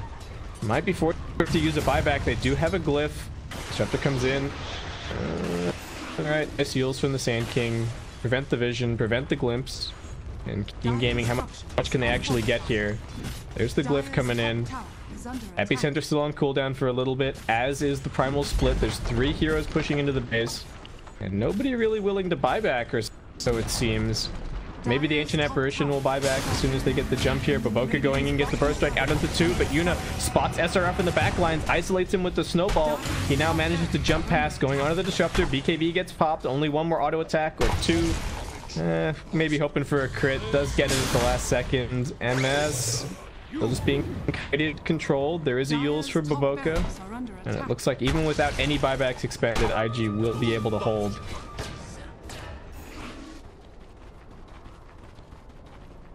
Got it.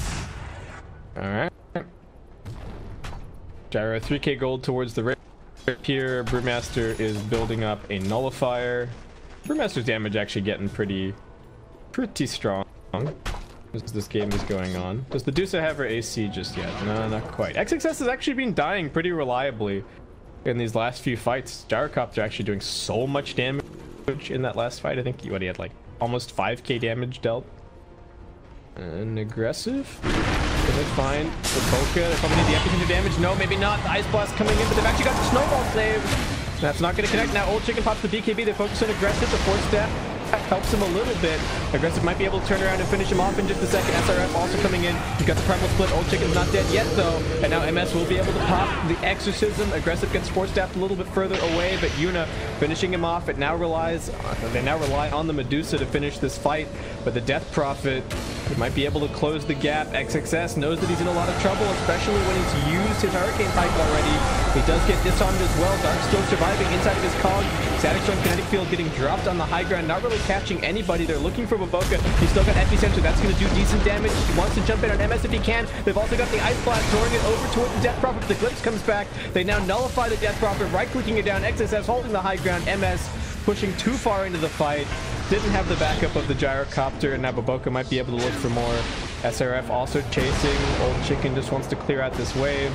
They know that the Medusa is going to be knocking on their door in just a couple of seconds time. Did we have any other buybacks used there? No. So the Gyro actually escaped. Tiny did not. But it turns out even with the Tiny dead, IG can still hold their own. They did a very good job of kiting the Death Prophet. I think that was the biggest thing. The Tiny died. They kind of retreated back to this hill, waited for Baboka to be in a good position to get off another blink. They waited out the BKB, and then the Ice Blast is just so devastating, along with the Nullifier from the Brewmaster. Nothing that MS could really do. Now he's dead for 40 seconds with Adusa inside of their base. It has his Aghanim Scepter delivered. Q with the ultimate ready. Baboka just wants to see the racks fall. Not going to be doing anything too crazy. Old Chicken does have his BKB. 4k gold towards the Rapier, but still going to take him another couple of minutes to farm that. And XXS is right here, and he's right here, right now, taking the lane of racks, pushing up that gold lead even further for IG. Now a 20k advantage. Radiant's top tower is under attack. Disruptor going to come out here, knows that Roshan's going to be the next big objective, and really wants to get vision in the area. So going to keep tabs on the shrine. They've got vision even further up. He doesn't want to go anywhere that might be currently scouted by IG observers, or he doesn't want to put anything too obvious that's going to be dewarded by the gem. I believe the gem is still a gem on both sides. Yeah, Yuna's got one on the Tusk, and we have the other one on Baboka on the Sand King. I still feel like the inevitability of this game still kind of lies with IG, but in gaming, giving them a run for their money, and this Rapier could be a very big deal in the next couple of fights. Old Chicken only 800 gold away at this point. Success is going to be going for the Butterfly instead of the BKB. We'll see. Maybe these Heaven's Halberds are going to do the work, and Keen Gaming want to try and use this ward up on the high ground as they come smoking out. They'd like to lay claim to this Roshan if they can. SRF Might get jump. Pops the BKB. Gonna go for the primal split. We'll be able to get it off. Aggressive now focusing on the Yuna. That snowball save has been big for the team in this game, but Baboka's not gonna let him have the opportunity to use it. MS might now get kited. IG gonna retreat back up onto their high ground. Dark, he actually has his hook shot blocked nicely by the Storm Panda, and they send the gyrocopter up into the air. They're wasting duration on the exorcism. IG kiting well. Medusa caught inside the static storm. Ice Blast gonna come flying in, does collect onto a couple. MS still surviving through. Pops his BKB. Now the cogs and the shards splitting up the false, but the Medusa is dropping insanely low. Won't be able to get anything else off. He's dead. Aggressive, what can he actually do? Baboka's being forced away on the other side of the fight. The homing missile chase is after him. Is he going to be brought down? Almost escaping. Blink in 1 second's time. Looks like Baboka should be able to play his way out of this one. Where is Aggressive in the meanwhile? Picking KB. And Team Gaming, they look at the Roche, but their bottom lane also demands attention, and they will just back themselves out. It's a gem in the trees. Alright. SRF gonna grab that. So that was the Tusk's gem. There is no longer a gem over on the Radiant side, but we do have a rapier. Old Chicken picking that one up. He really wants the Aegis, and Medusa's still dead for 50 seconds, but he can't afford to get bursted down here. He gets burst struck up. He's down already at half HP, just getting cleaved through. He might lose this rapier. Picks up an Invis, but he's dead. Rapier hits the deck. They might be able to retrieve it for him, but he doesn't have a buyback, and now they're chasing after. Aggressive, looking for more. MS doesn't even have the exorcism for 60 seconds. Invictus Gaming may have just won the game right here. MS pops his BKB. Gonna go for the TP out. Tusk getting brought down. Who actually managed to... Who got the rapier? Alright, so the Clockwork with the muted rapier in his inventory. Yuna does manage to get the blink away, but IG have blinks of their own. They're gonna finish that kill. 70 seconds dead for the gyrocopter. Deuce is gonna be back up soon. And it looks like IG should be the ones to claim the Roshan at the end of the day. Oh man, I mean, they've got that rapier. It's in their fountain, but I don't know if that's gonna matter. 29k gold lead for IG. About to pick up an Aegis and a cheese. No refresher shard just yet. Brewmaster up to level 25, so down to a 35-second primal split cooldown with a 20-second duration, and there you go. Aegis of the Immortal on the Medusa. She's been dying pretty consistently in these fights, but I don't think Team Gaming have enough in the tank to be able to kill her twice. And for IG, they still have items to farm. Duke's a Butterfly. Aggressive still has maybe 1 or 2 upgrades to grab. And the Brewmaster even turned into a decent right clicker at this stage of the game. AA going for a Hex. GPM talent's been ticking away this whole time. Sand King also going for Hex. Oh man. Alright, we're going full control the gyrocopter at this point. How many rapier games have I cast in like the last 3 days? We had 4 rapiers in 3 games from Sylar, and now we have a rapier in this game. So I think I'm like averaging half a rapier game in these Chinese qualifiers. Sometimes that's what you need to do to try and win in this kind of situation.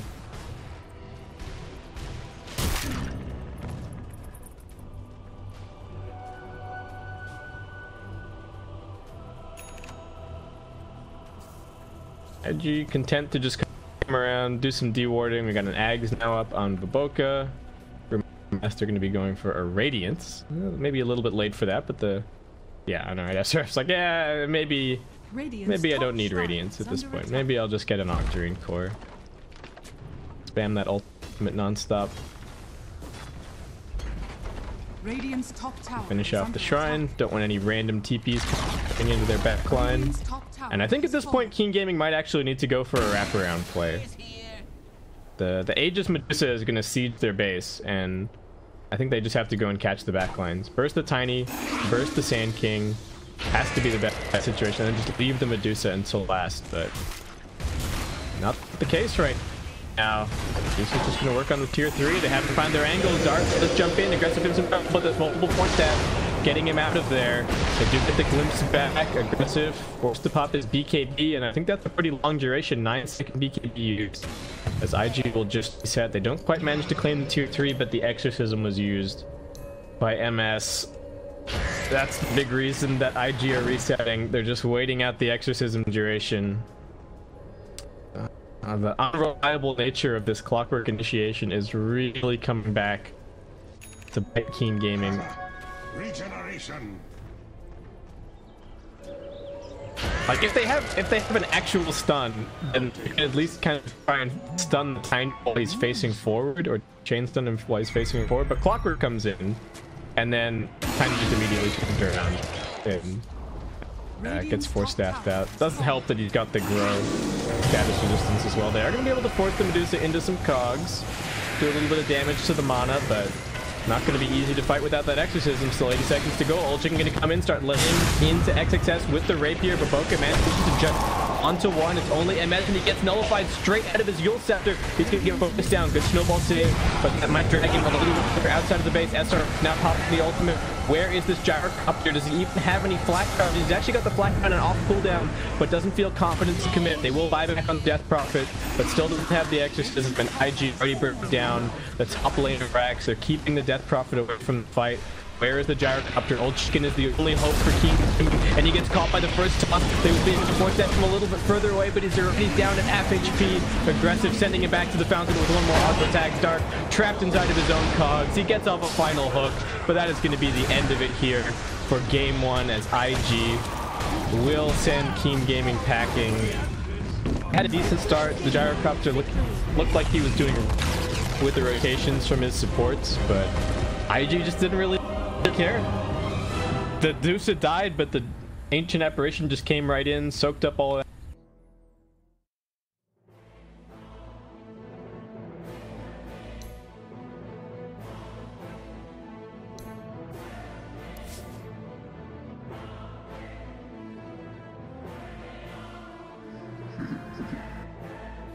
Oh my god. Why this game tree is so long to start?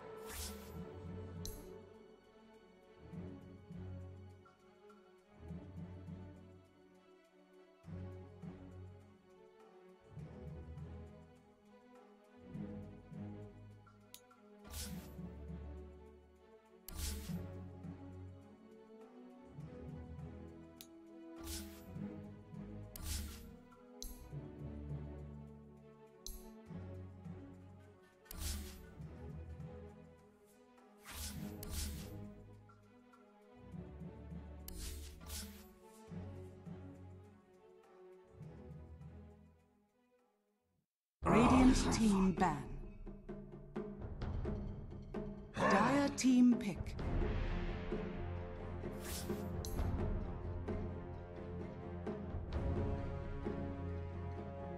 Dire team pick.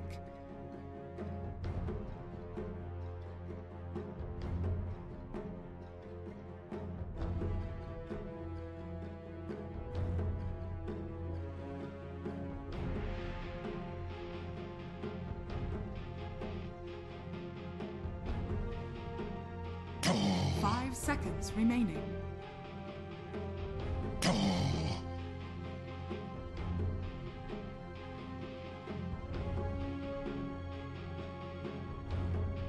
Radiant team pick.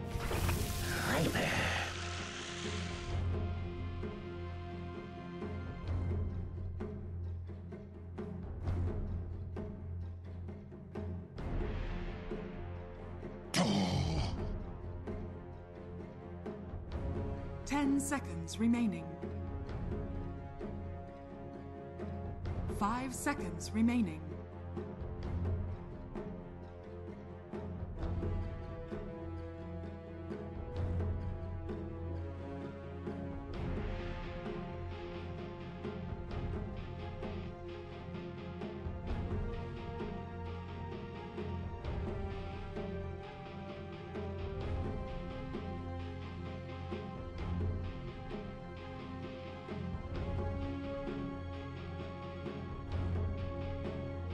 Dire team back.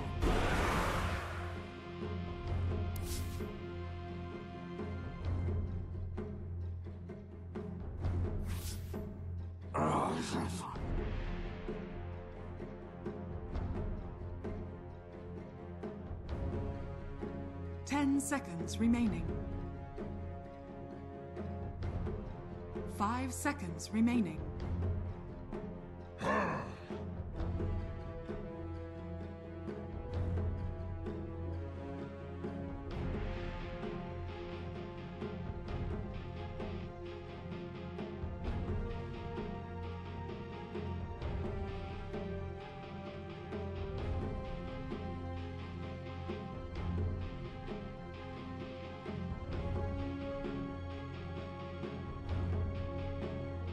Radiant team back.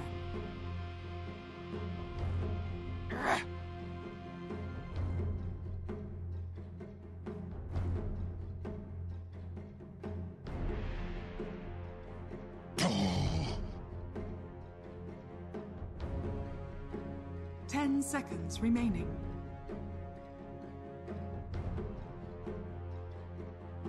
5 seconds remaining.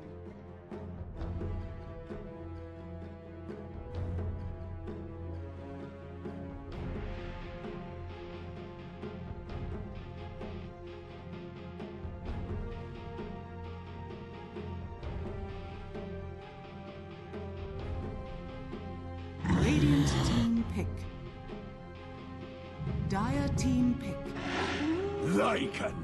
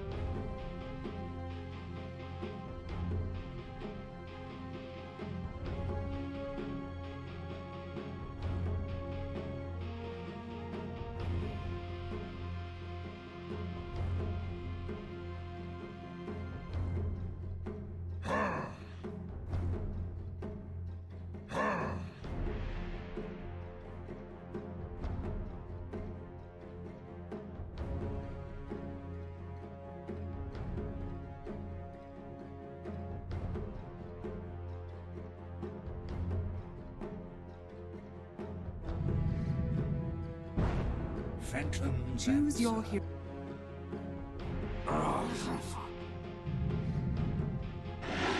Lycan. Omni Knight. Double Shaman.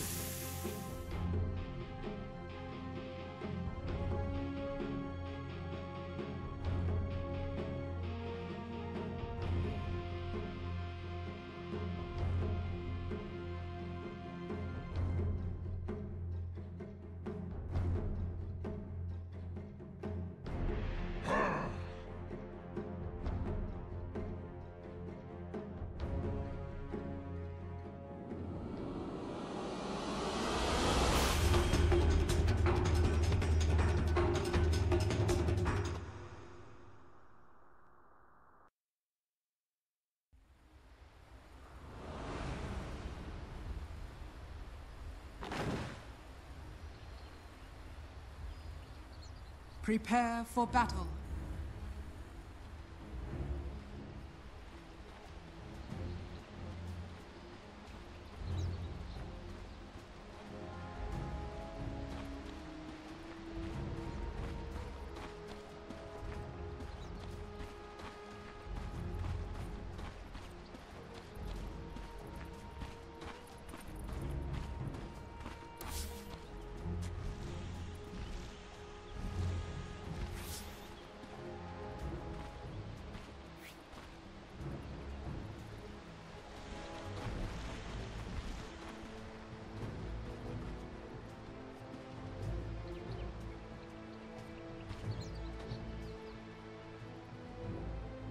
30 seconds to battle.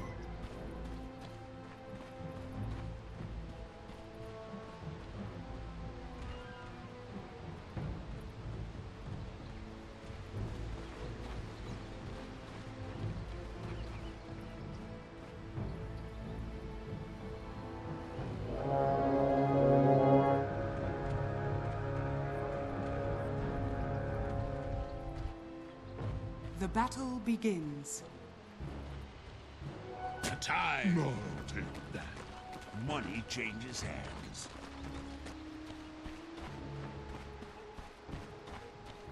What have we here?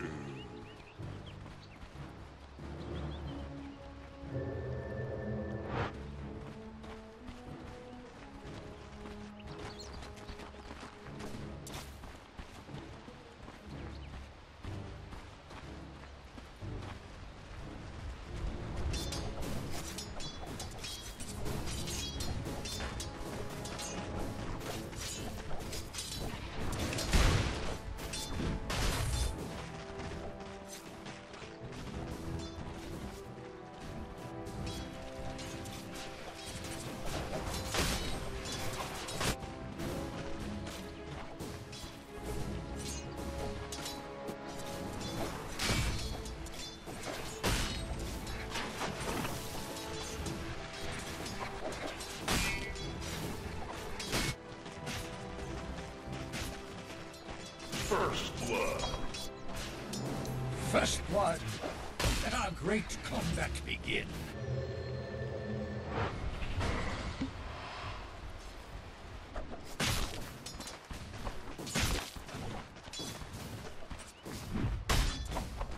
Not on my watch.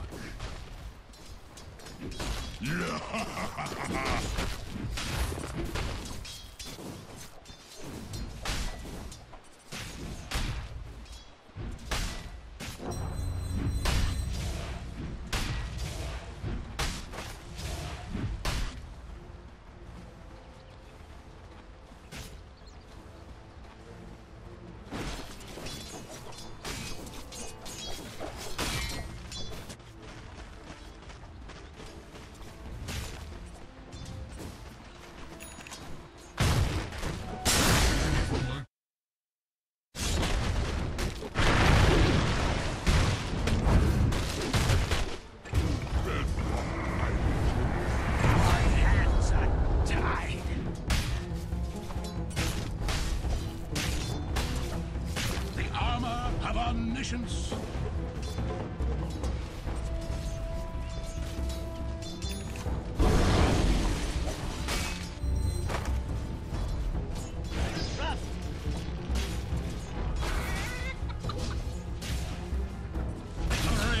I'll take your rest.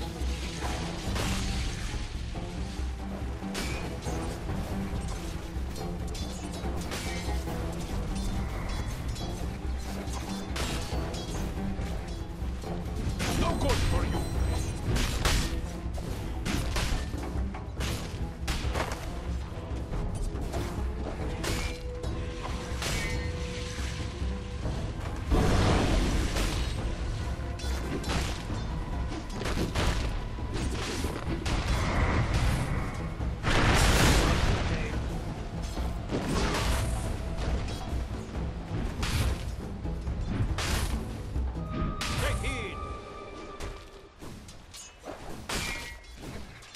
Denied.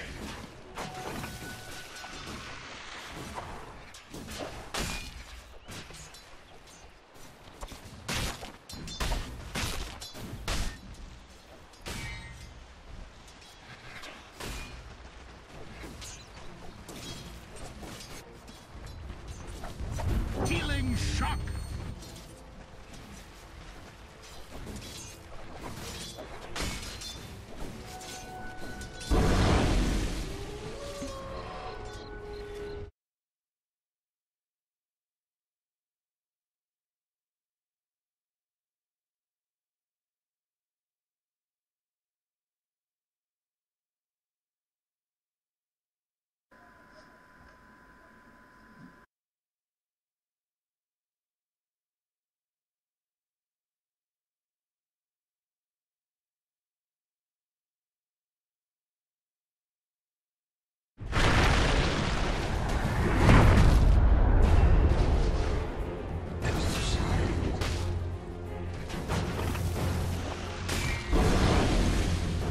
Maybe they are eating or something.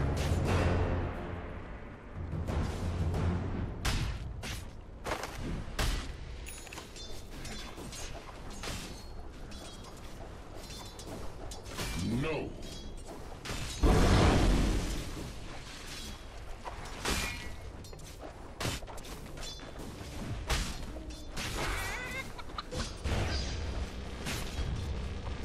Healing and harm.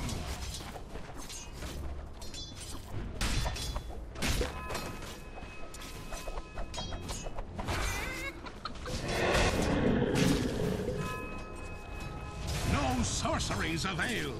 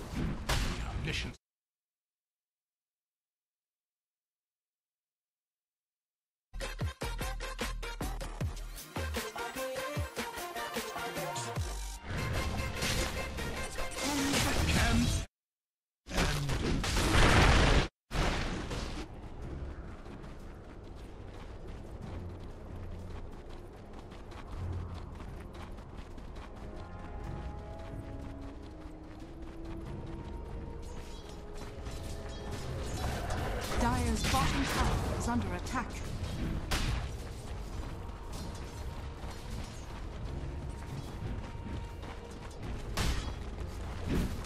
Dire's bottom tower is under attack.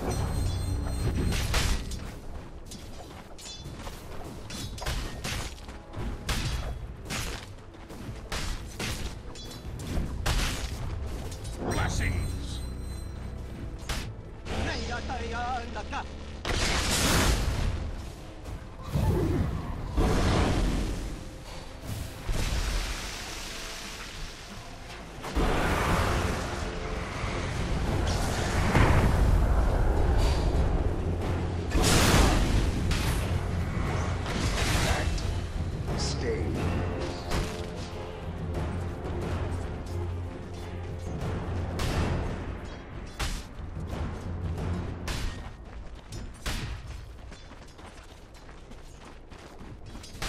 Dire's structures are fortified. Gold for my focus. Dire's middle tower is under attack. Not for you.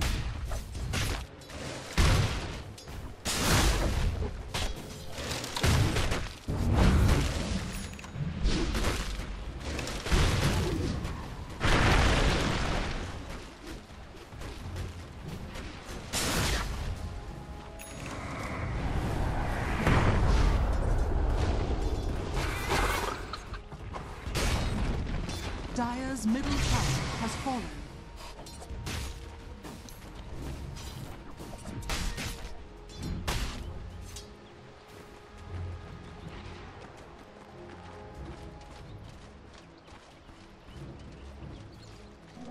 Regeneration.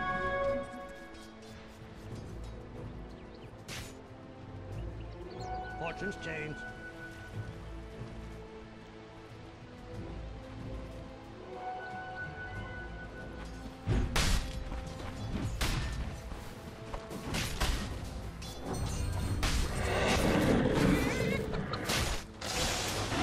Bonds will break.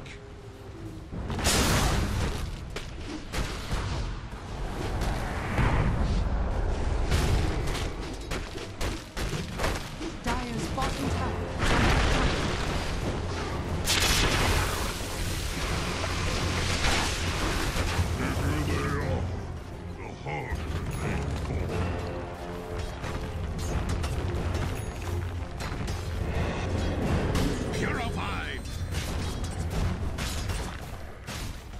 Dire's structures are fortified.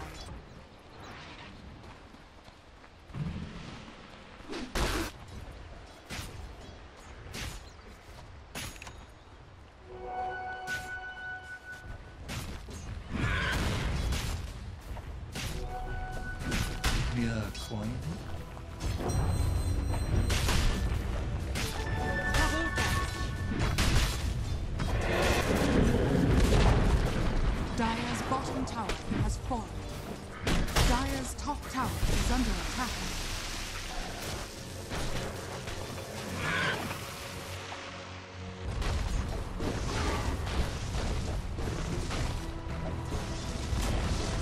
Dire's top tower has fallen.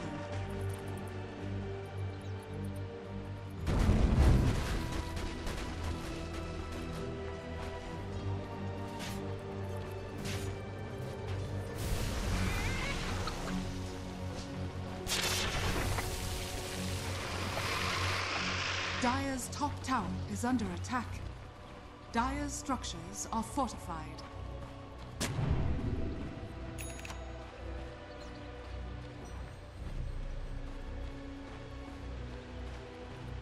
Radiant's middle tower is under attack. Dire's top tower is under attack. Dire's top tower has fallen. Radiant's middle tower is under attack.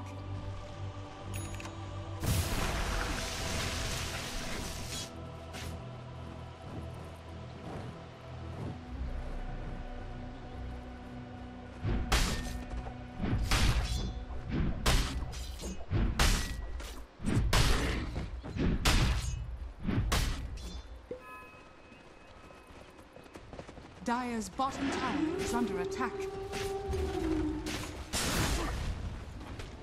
What?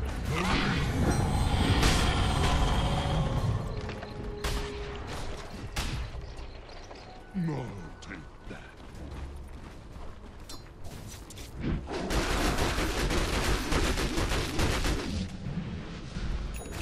Dire's middle tower is under attack.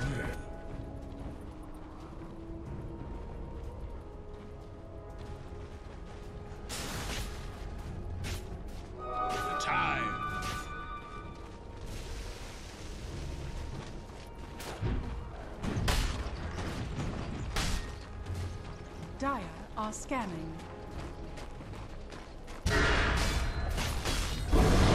All ones will bring.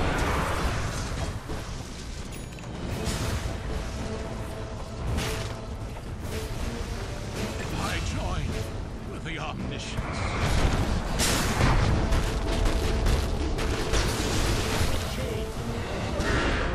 This fight is over for you.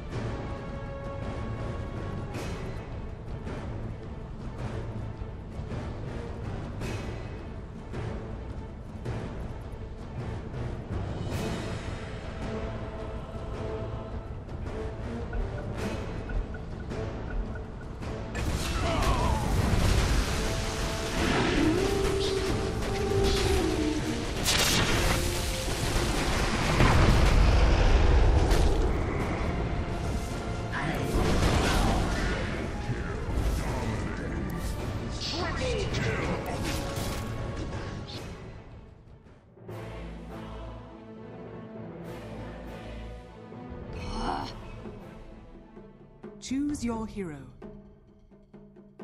A quick defusal. But it's and then SCCC on the Medusa and Mugi on the Viper. So yeah, SCC plays Medusa a lot. Yeah. All right, guys.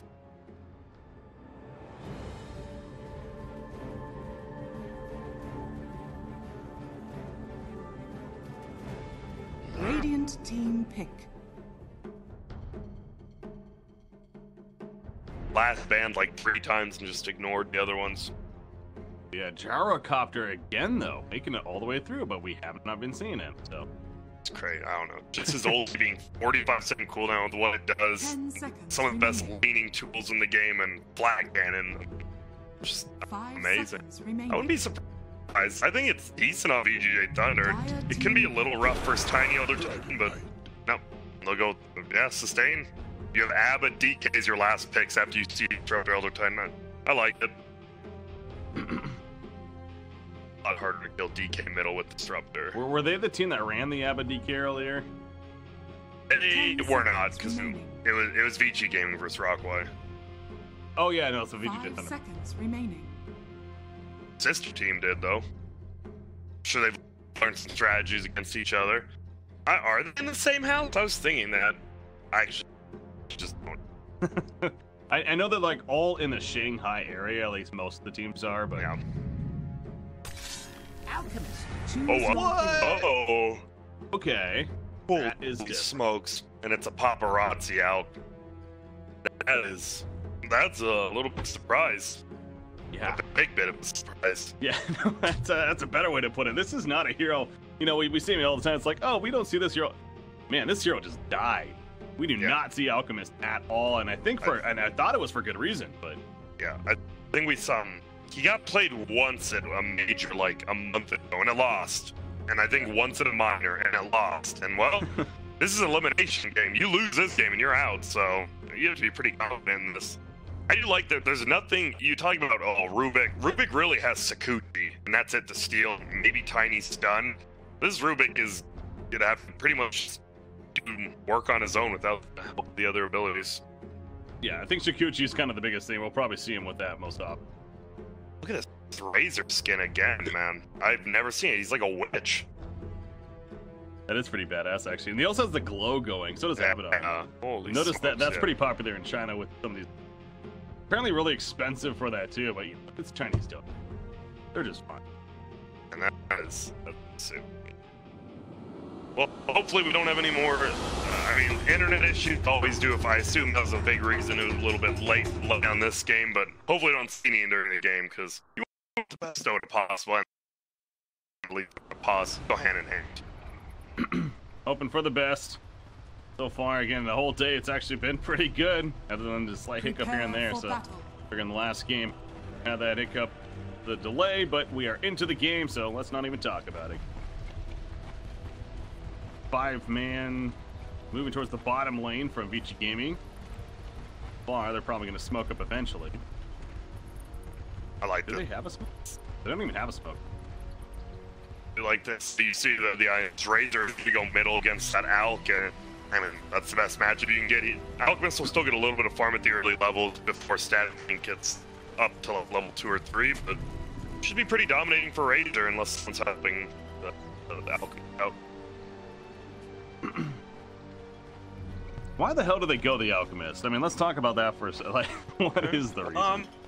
You know, I just thought it was such a bad hero. I wouldn't have to actually explain. I don't know.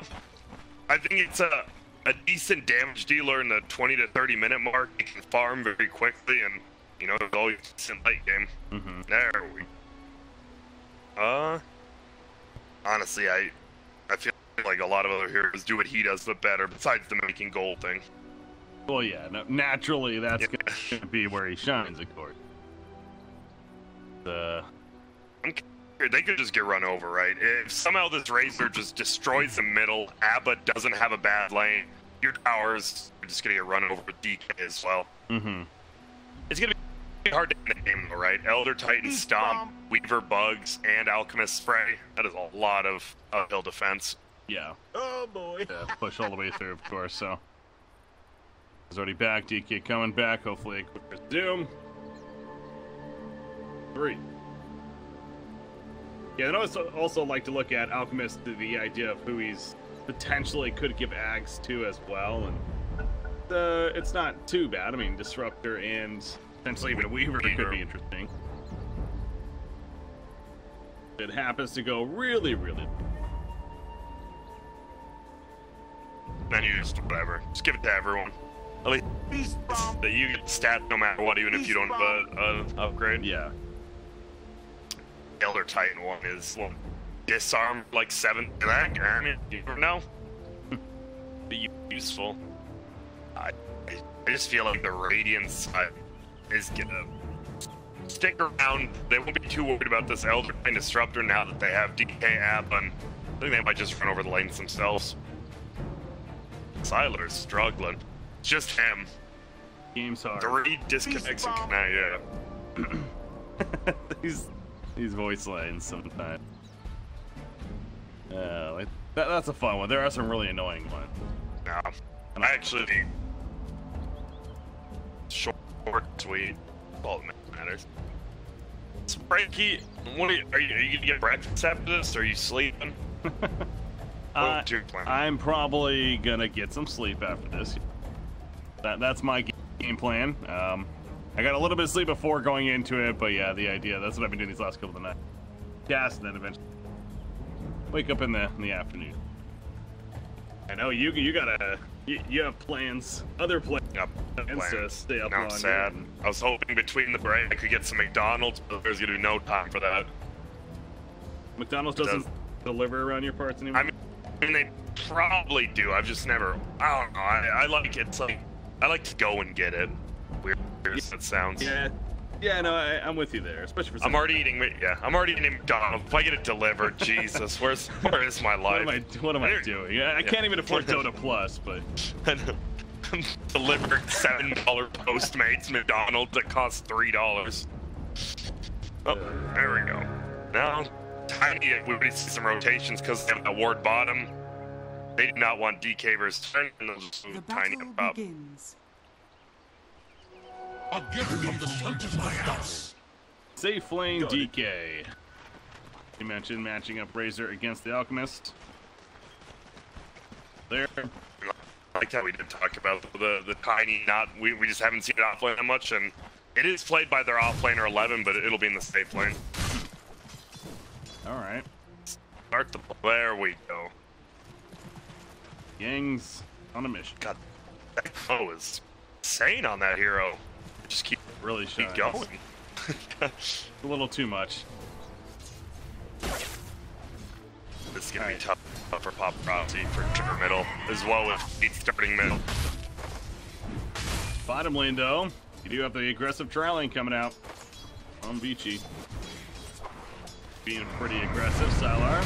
Time he goes up like that, he knows he's gonna take some heavy hits. And lift it into tower range, will take a heavy hit himself, actually.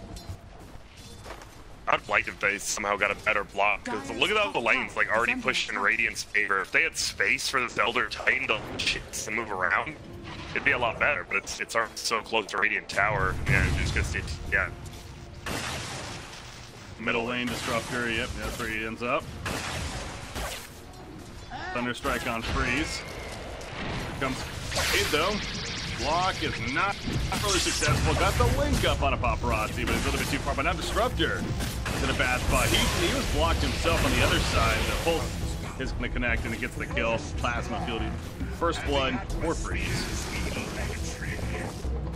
It's pretty bad. Like, Disruptor's like, well, if we can't get kills bottom, I'll just go middle. And Paparazzi's like, wow, I wish you weren't feeding land. And you see, yes, he only has, I mean, the knives are great on Alk, but that gold you need it, and he only has 2 last hits right now. 3. We haven't talked about Alk. It's Ava versus Tiny. I mean, 2 melee heroes that are good versus other melee heroes. I think as the levels go up, the Abaddon's going to be a lot happier. Yeah, that's what I was going to say. I feel like with that Aponic Shield and even the Curse, it's going to be really annoying for Tiny. Landing phase. Gonna have a pretty good time. Tusk, Astrun running back towards the middle lane. We'll see if he gets some kind of trap. Paparazzi's pretty far up. And they're pinging him out. They would like to block. Can they get the block? He says, oh yeah, might as well TP, but the snowball stopping that. And all that sap damage from Freeze. One more auto attack. No, the Fairy Fire! He didn't expect that, but it's enough damage still with the plasma field. And Paparazzi, the struggles real early on for Alchemist. Uh-oh. And this might be another kill on Disruptor. He has shards. Blocked. And look at that stolen damage, still 112. Oh my god. Freeze, double kill already. Bring it back to the... It's going to be finished here as well. Jeez. And that's all because it's a favorable lane, right? He wouldn't have got like early boots, so he wasn't versus kind of a bad laning melee hero, but because he is, you have those boots and he gets to a double kill. So the Tusk impact. Well, you mentioned it was undefeated going into this. It was. And I just love like looking back at the draft and I see Vici getting first 3 picks and I'm like, man, this is gonna look good. And then the self-sustaining picks and Abba DK just like ruin their aggressive supports. I love the picks by VGJ. Fonts, Weaver, bottom lane. He's 13-4 against DK. That's 20-2 right now. So yeah, Orion Weaver isn't necessarily taking off either. And you look at the CS. I mean, it's bouncing around a little bit, but Tiny's the only one that's actually doing pretty good in his lane. Arguably, you know, breaking even if anything. But the other two are going pretty poor. Yeah, that's the thing. Top lane Weaver, there's a reason no one runs it. Like, oh, well, he has an escape and invincibility, but those early levels are just way too much. Here, Tusk with Rubik coming in. The sharp block, nowhere to go for Lanham. He is 100%. Lift, bring him back. Fade Bolt if he wants to kill steal. He'll take it. The funny thing is, I honestly think they're just wasting time killing Lanham. I mean, it's 145 gold kill. He's level 1. They actually each got like 20 experience from that. The kills are good, but that kill might be the most meaningless kill I've seen. And I realize he's still level 1. Which is weird, right? A kill should always mean something, but it really does not. It'd be like a snowball event. Like when you keep killing the same target so many times, you get even more gold on top. Oh, Did you imagine like the pup playing support? They're just like 0 and 31. They're just getting camped in their fountain. That'd be hilarious. Good thing I'm not balanced. Lanham. Oh, here we go again though. Oh, he's level 2 at least this time. Just a little more. Oh, he's gonna pop a shrine for this too. Well, the Elder Titan's coming in, so maybe there is some kind of turn actually. DDC, he's now on the run. Yeah, Feedbolt, he has it, he uses it, it's just too late. Out comes the Storm as well from Weaver. Fade's gonna go down, and just like that, it's a turn by Freeze. He's feeling manly. It's not enough damage though because of the one use. Now Freeze has to turn around and run himself. He's dead. Double kill for Ori. Oh my gosh, Thunder just threw them kills. It was bait, a Lanham bait. They wanted him so bad. Uses the shrine. I think the biggest thing of that, I mean, the triple kill's great, but you just fire Alchemist at like 10 CS. And that is huge. Whew. Abaddon. Look at this. What? Oh, because he did a solo to a Tiny. Very carefully. Hey, now, just he probably doped out, took a little bit of damage, and now 11 has treads, and you do quite a bit of damage as the small Tiny with treads. The early start for VGJ Thunder that was looking so good, and potential snowballing is not so much. So all of a sudden, calm down. Vici Gaming feeling good now themselves. 11 though. There we go. Speaking of running at the tower this time, not much mana to work with for 11. Oh no, the sharp block. Awkward. Snowball will hit though, and they should secure this kill. Doesn't matter who gets the last hit, it will be Tusk. The stop not in time. Abaddon, he's fine. Walk it off. I think the bigger thing, you see the Alchemist has to go to the jungle, but he is clearing stacks, so he's getting really bad experience. He's getting decent amount of gold. Bottle early on, of course.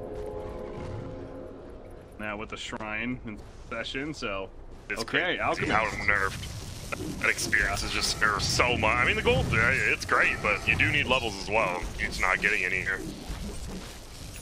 Almost level 5, but yeah, compare that to Razor, it's level 7, by the way, in that middle lane. And ended up dying and gave him a little bit of a free lane. Yeah, that's Razor for you. Alchemist, I was gonna say, is this? We haven't seen it for a while, but in the armlet into Radiance, I'm sure this thing we're probably gonna see here. No reason, any different. Maybe with the new items, potentially, I was thinking, but oh, by the way, Disruptor. You know what? Now I'm thinking about it. Speaking of new items, Spirit Vessel sounds pretty damn good against Malcolm. Oh, it is. That is why the Alchemist lost that one game at the Major. I remember it now. I remember because this podcast. It's like, what a minute! Like it was a realization. Like, what if they just get Spirit Vessel and they did like 20 minutes later and they just won? It was middle. Great realization. Oh, that's sick. Knew the creeps would run back, so he snowballed early. He's good, and actually might buy a turn kill for Razor, sapping all that damage up to 100 plus. Now Fenrir's going for the stop of the face. That's not going to work. That was his only chance. Obviously, way too late. And now Priest is diving once again on a Lanham. Lanham's like, are you kidding me? What do I do? I can just waddle away. Again, the wand use though. Razor thinks he keeps having to kill. The wand use makes him survive. That's tricky. Nice. Honestly, I'm fine. I think their team's fine with the Lanham deaths too. Like you see, it's barely less than 1,000 gold lead, and killing Lanham doesn't really give you anything. It just lets you know where the opponents are, which the Alchemist is happy for. But he's a level 5. He's mobile vision for the, but yeah, you're right. Level 5. I noticed that too. You're bringing up that point, and you're right. The nerf is definitely showing here. He's gonna go over here down to the bottom side. So again, his farm and the net worth is okay and everything, but he is going to be under-leveled in the long run. So going back to that Spirit Vessel potential, though, obviously you got Tusk, who, yeah, he's building in the urn already, and again, against this Alchemist core, you probably want to just rush into the tier. I think so. Ooh, this bottom tower, the high potential. Nope, they kill it. Echo Stomp does connect on DK, though. However, Rubik and Tusk are here. Tusk is invis, though. And now he opens. They open onto the ET. All of a sudden, Freeze shows up. ET's dead. Or he just all he can do is run away. Man, Alchemist pick just, I don't know when it would be good. I'm trying to think. I'm like, I don't want to just say straight up bad, but right now it feels like it. It's a DK and Razor, right? They've taken both your tier 1s already. And one more time, just free farming top. The Tiny's a great time. Level 9 against level 8. It's not too shabby, but Abaddon still is getting items. Yeah, they need Tiny to have high impact here with that first initiation tool, whether it's the Shadow Blade or the Blink. Need to get some kind of kill action. And nope, Yang, Borrowed Time's gonna be popped, running back after 11. Another Aphotic Shield coming up here. He also has DK coming in, so he's trying to keep 11 nearby, but...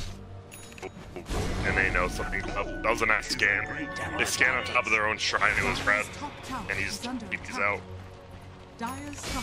Does mean the top tier 1 probably dead though. So the objective game definitely working out very well for Thunder. Bottom, they got mid. They're going to take top right here. We're only 10.5 minutes into the. It's a power DK Razor as well as that Abba. It's not like, I mean, the other team obviously with Weaver out has the better late game. It's just going to be getting there. Guess what? Plan M, it's been a couple minutes. Death to come? Maybe not, actually. Echo Stomp finds some time for a chance of a turn. Shikuchi in from Ori. Ori does have time left. Maybe he's right here. Yes, he will. Goes back to full. Eye of the Storm activated by Freeze nearby. He's sapping all that damage once again from Fenrir. The Spirit Walk speed is wearing off. And he's going to be run down again. The Echo Stomp not in time. Nearby is Tiny, though. Can he really do much? Again, Ori Shikuchiing on through. Buying some time. Tiny finally finds his chance. No, he missed his chance with the Avalanche. Completely whipped. He gives up a kill to Razor, and now Lanham, he's like, I'm back, guys. Here's another kill. Triple kill for Razor. No more time lapse for Ori. He too will fall. As Obi-Wan Kenobi would say, it's a disaster. Oh, it really is. And the fact that Razor can't get 15 agility over 200 health, damage, armor, move speed, and this guy is going to be nuts in about 10 more minutes if it keeps up. But he has the bit if he wants. I kind of like it too, right? I mean, he does plenty of damage already. You just tank them all that. They don't have the most magic damage, but I guess for the Tiny. Yeah. But that's going to be the relevant damage, right? Yeah, it is. It's just the Tiny. Dire's middle tower is under attack. This is just great play by VGJ Thunder. They're moving around the map correctly. It's Tusk. I see why. Just how the Chinese play. They played so much more aggressively than NA in Europe, and I see why it's getting first banned. Very good reason. Several examples throughout today. Just another one of them. So top 3 levels in the game. Playing on the Radiant side. Now Alcus has recovered a bit. He's level 8 himself, and he's second in net worth right now, which again at 12.5 minutes, ideally he's not only ahead, but a good 1,000 or so ahead. Again, he's recovering. He's been doing that game. Yang top lane, Borrowed Time's on cooldown. Static Storm, everything else. The Swarm was on him the whole time. They do run him down at the end. And they kill the Raiding Courier, actually. Not too bad. He did get a Shadow Blade though, so they can put after and DK. Getting happy because I have tons of initiation. Dragon Knight gets his level 10. That's damage talent, right? No, I've heard they changed it. It feels bad. Meanwhile, Tusk, they dove deep for the Alchemist. That's why they were all the way over here. But 11 got blocked after the kill. Great charge as he died right there. Set up the turn at least. Tiny and again, acid spray coming out. Ideally to try to hold off this push on a tier 2 tower again. In fact, they're just pushing objectives like crazy. They are not letting up anytime soon. The drums already a couple of charges used by Razor. They're just hanging out in the area. They're just going to choke out Vici Gaming.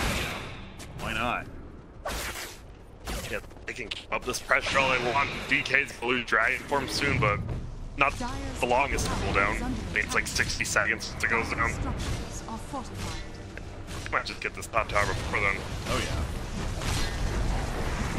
It's gonna last long enough. The Curse of Avernus as well, definitely helping. Level 4. So easy tier 2 tower kill. Start falling back for now as the Elder Dragon form does wear off. Plenty happening here. The Radiance being worked on by Alchemist. He has 3,100 gold saved up, so actually is just about there. You see those bounty runes? God, it's just him picking up a bounty rune. Gold. Thinking. Yeah, I don't know. When you get your Radiance, like, it's gonna be good. It just accelerates your farm. You still can't fight, right? You have like 1,500 max HP. You don't actually really do anything. It's like look at this. Oh, he did the snowball. Oh, no. It take too long. Yang. Oh, Yang get a solo kill on him. Oh, big glimpse. This just feels bad. Yeah, you're on your back foot. Like, if you're tired on your back foot constantly, you make one mistake, they're pushing your base. But it's the same way. You play over aggressive Radiant, but middle thing. Yeah, this snowball will connect. He tried to toss the Abaddon initially. Unfortunately, he hit the creep and kind of just fell apart from there. So, once again, VGJ Thunder just moving across the map, place to place. A chance. I mean, the Vision game, yeah, the Dire Vision, they have wards on their own uphill spots here and there, but that's whenever you're warding at 15.5 minutes, that defensive, you know you're in a bad spot.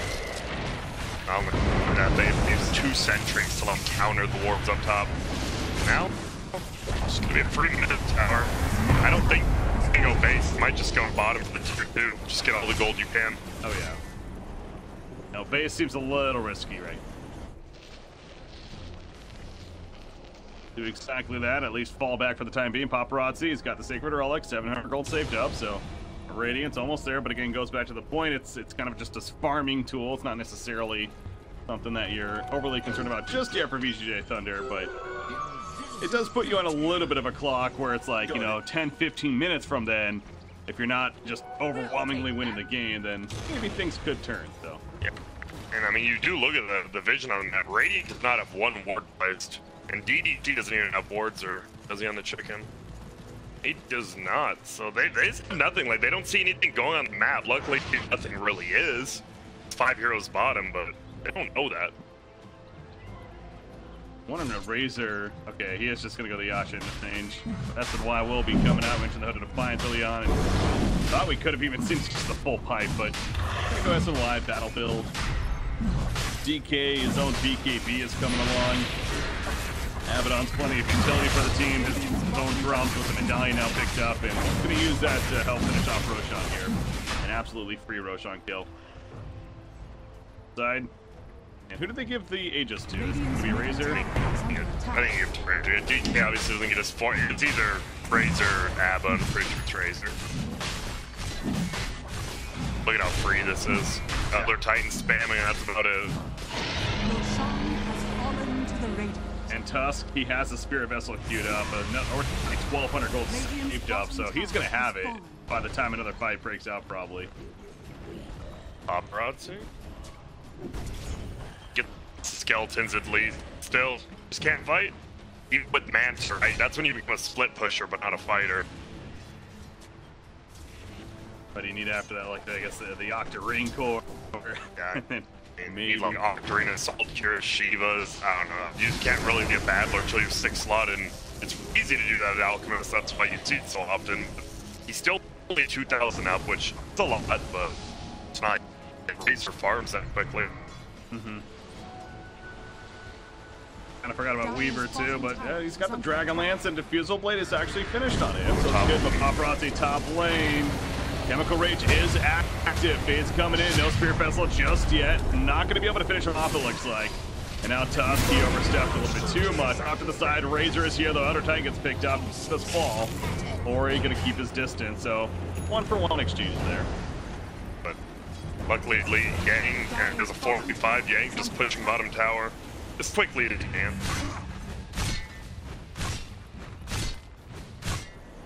Pick up the last outer tower of the game, or on the tower still. Radiant, all their towers are still up minus the Rubik. Rubik did take Sakuchi, and yeah, that's like the one ability that he's pretty much just keeping this game. Look at that. Tyler's pretty far. 19 minutes, and the DK gets his BKB. Chicken. Oh, Paparazzi. No, he can't kill him by himself, of course, but I don't know, they're gonna maybe catch Tiny. Oh, he's fine. Back over here, so yeah, he's gonna open his forces the Chemical Rage out, if anything. I love it too. He stole the bounty rune in front of him while he was in Viz. Just confused him. Yes, so all outer towers. I feel you go for the base push with this Aegis, honestly. Because you know this Alchemist is getting stronger and stronger. You are versus an Elder Titan though, which makes it tough. You can get a pick up on Elder Titan, that's great. The problem is he's only level 7, so he respawns quick. Kind of there's a team from Vici Gaming, take away some aggressive vision. Already inside, so DK at the top lane with the BKB finished. Maybe that's where they push, but yeah, with this Aegis, the BKB, I mean, it feels like it would be silly not to take advantage of that at this point in the game, knowing that going up against an Alchemist that is farming.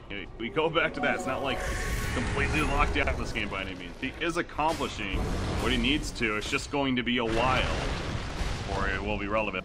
But if they let it get to that point, then definitely potential. Vici top lane, Sylar, nope, Dragon Kill. Baited him into using Dragon Form. We'll see if they actually want to do something with it. I don't think they do. He might push in the base by himself. I was gonna say, I mean, is there like, couldn't Defender like literally just deathball push? Are they that worried about the VG? I mean, Elder Titan Stomp into Disruptor ulti with Acid Spray definitely could just be their demise. Just be careful. Right there, kind of poking in and getting some kind of response. Bottom lane Alchemist in the area. They're running down as if they want to cut him off here, looks like, but Alchemist is actually gonna go behind, and he currently has his Radiance turned off, so yeah, he thinks that they might be. Try to cut this wave and then do that. No. Farm the jungle. Alright. That Manta. Yeah, like this. Once Abba's actually getting very close, even after going Medallion Drums to getting that relic. Once you get that relic, both teams just mixing together attack. You get cool for the Radiant side too, yeah. MKB on Dragonite is being worked on now. He actually just got the Hyperstone ready. He's really far for it. Luckily for Paparazzi, one of the few heroes with no crowd control. Yep, runs into. I wouldn't actually mind that he uses this game on raising the move speed for just running at people and just continue away from you. You see it occasionally, but not often. Sounds like an Eternal Envy. Yeah, I think Eternal Envy definitely did that. And other NA players do, but I don't want to say they learned it from me. There's the Aegis, reclaimed. I think the biggest thing is they need to find a pickup for 2, so Tusk can get Spear. He has Spear Vessel, he just has no charges for it. Bought him. And that's the Vici. I mean, yes, everyone else has been kind of choked out, but not giving those kills. They say that they're trying to push out, 4-step away, though. Landon's going to be fine for now. Echo Stomp, slowing down more. So Siler again, he activates the Elder Dragon form, and Vici Gaming just completely retreat. Yeah, there's no way that they're going to try to take a fight like that. So. Fall back game. Bottom tower is under attack. Now he's going top. Doesn't have a blink, so not catch Paparazzi. Doing a good job. I mean, it's not the funnest Dota to watch, that's for sure, but it's the smartest Dota. It is just so hard to push uphill against the Acid Spray and Elder Dragon Stomp. Can't see it enough. Well, I probably can't. Good to reiterate. Yang, Sacred Relic purchase, so his Radiance is almost there, and you keep kind of looking at the Radiant team and figuring, okay, so what are they waiting for? But it's hard to say. I mean, the Radiance is going to be nice. MKB on Dragonite, I guess, is definitely a pretty big tool that they'll want as well. Ooh. Now they might be able to get him. Oh, he misses the Shadow Blade hitting towards. I mean, meanwhile, TDC's picked up in the middle lane, so far working for Vici Gamer, but they're coming back in with Razor here now. Storm activated, Dragon Tails on an Alchemist, and he is going to die. Dead for 50 seconds, no buyback. There's the opening. Well, I hope they just push, like, they don't know Alchemist doesn't have buyback. They just assume he does.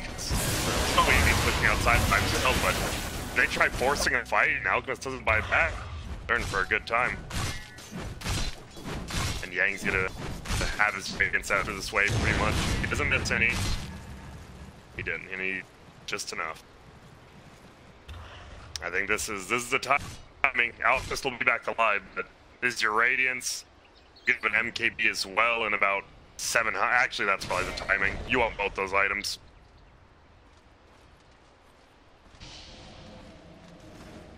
It's crazy. Razor's only 1,500, but behind the Alchemist, that is pretty damn good. Yeah.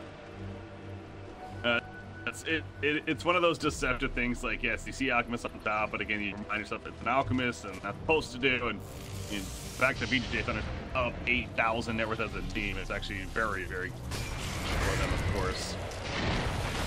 More than your usual game, but gonna catch time right there. He's up a little bit. Confident that he could react if need be and jump him in the end. Now, our Spirit Vessel charges, he has 2, so they're not as afraid to go for this Alchemist. It's a lot easier, a way easier kill now. Yeah, 70%, right? Yeah, 70%. And duration and damage. Yep, so pretty much almost, I think like 90% with that 20 damage added. It's very good. Now he picks up the gem. I also noticed the vision of the Dire team. I think Alchemist is actually one that placed all these wards over here on the left side. So it's just they figured those are wards that aren't going to be countered maybe, and at least gives them some kind of it. They're big weird. If you're not gonna ever go out of your base, what are those? Like, I could see the one on the left by the rune. I think that's fine, you know, if they're in your jungle. But the other two, I don't know. It's just, it's really just information. If you see somebody there, it's like, okay, well, we know that he's not going to be, you know, more aggressive in our face, I guess. Yeah, it does seem silly. And it kind of spots out Roche, the one by the tower. The only one I don't make sense is the one that's like near the Radiant tier 2. That one really doesn't do anything. The other two. And like a Paparazzi, I guess, well, maybe because Paparazzi, this place he feels safe. True. So he wards up around and just farms there. Alright. Actually, at least he answered our question right away. Got him. Vici Gaming had moved out, raises and run. Does not have his BKB though, so Glimpse will send him back to the forest half as the Echo Stomp threat at least. Send him away. I'm really surprised he didn't use his BKB either. I thought he just would. Oh, they want Paparazzi so bad. Can't. I get the commit, but you can't just keep running around in circles. They're up 9K though, so maybe they can. Well, I feel like we're watching it. It's just deja vu over and over and over again. But again, it's like you said, it's not the prettiest Dota to watch right now, but it's what Vici Gaming needs to be doing to have a chance to win this game. And they are doing a good job of it. You got to give them credit there of avoiding else and not giving them free kills here and there. But it does mean that we're potentially going to be in for the turtle pit. Roche is right now. I think they get it. You know, cheese is great on Pecan. Like Aegis. Oh, middle. They maybe catch. There's a 4-staff though, and just like that, never mind. Yep. Just playing versus Clockwork, 4-staff versus Tusk makes it not useless, but a lot harder to get them solo pickoffs. So you mentioned Roche, no, second Roche on Big D. Because DK with cheese is like fully man form, then you get the Razor with that egg. It's just 7 versus 5 with that pull. Obviously, no chance for Vici Gaming to defend this one. Easily take it. They scan just in case, but Vici Gaming even interested. A just picked up by Razor. A BKB, and now he even has an axe queued up himself to really help with the push. Yeah, more so. Just versus like Tiny, you're running down a Tiny, that extra mind armor, the interval is good, especially once you get that level 20 down to go for it. That's a level add-on. He's actually 2 levels ahead of anyone. Well, he's gonna be the first one to level 20. It's pretty neat. I mean, he can actually go. You almost always go 20. I actually 100% of the time I cooldown reduction, but maybe go the 90 damage this game. I don't think so. It's not the damage, but yeah. Cooldown reduction plus the level 25 talent just pull together so well. Yeah, watch Weaver down there. That they got it. They had him use the time lapse thing. Trying to hide in the trees. What's going to happen? He's dead in 50 seconds. No buyback actually. Look at third again. They are already in. They're like, oh, we're not even waiting for the Razor. Oh, excellent. Well, Alchemist is here now, so Yang, he'll take the stun. Where's Tusk? Has the Spirit Vessel with the ultimate activated by Ray. DDC jumping in. That was Alchemist, excuse me. BKB pop on Silent though. They take the Disruptor and they have to go back and focus on the objective. Okay, no overextend. He has the cheese though, so try to bait them in. He'll pop the cheese right there. All 5 still up for the Radiant side. So this will be our first set of rocks now. Stop slowing it down a little bit. 90. Left it in. Take away though. They have responses. Just can't really hold against pushing the rocks again.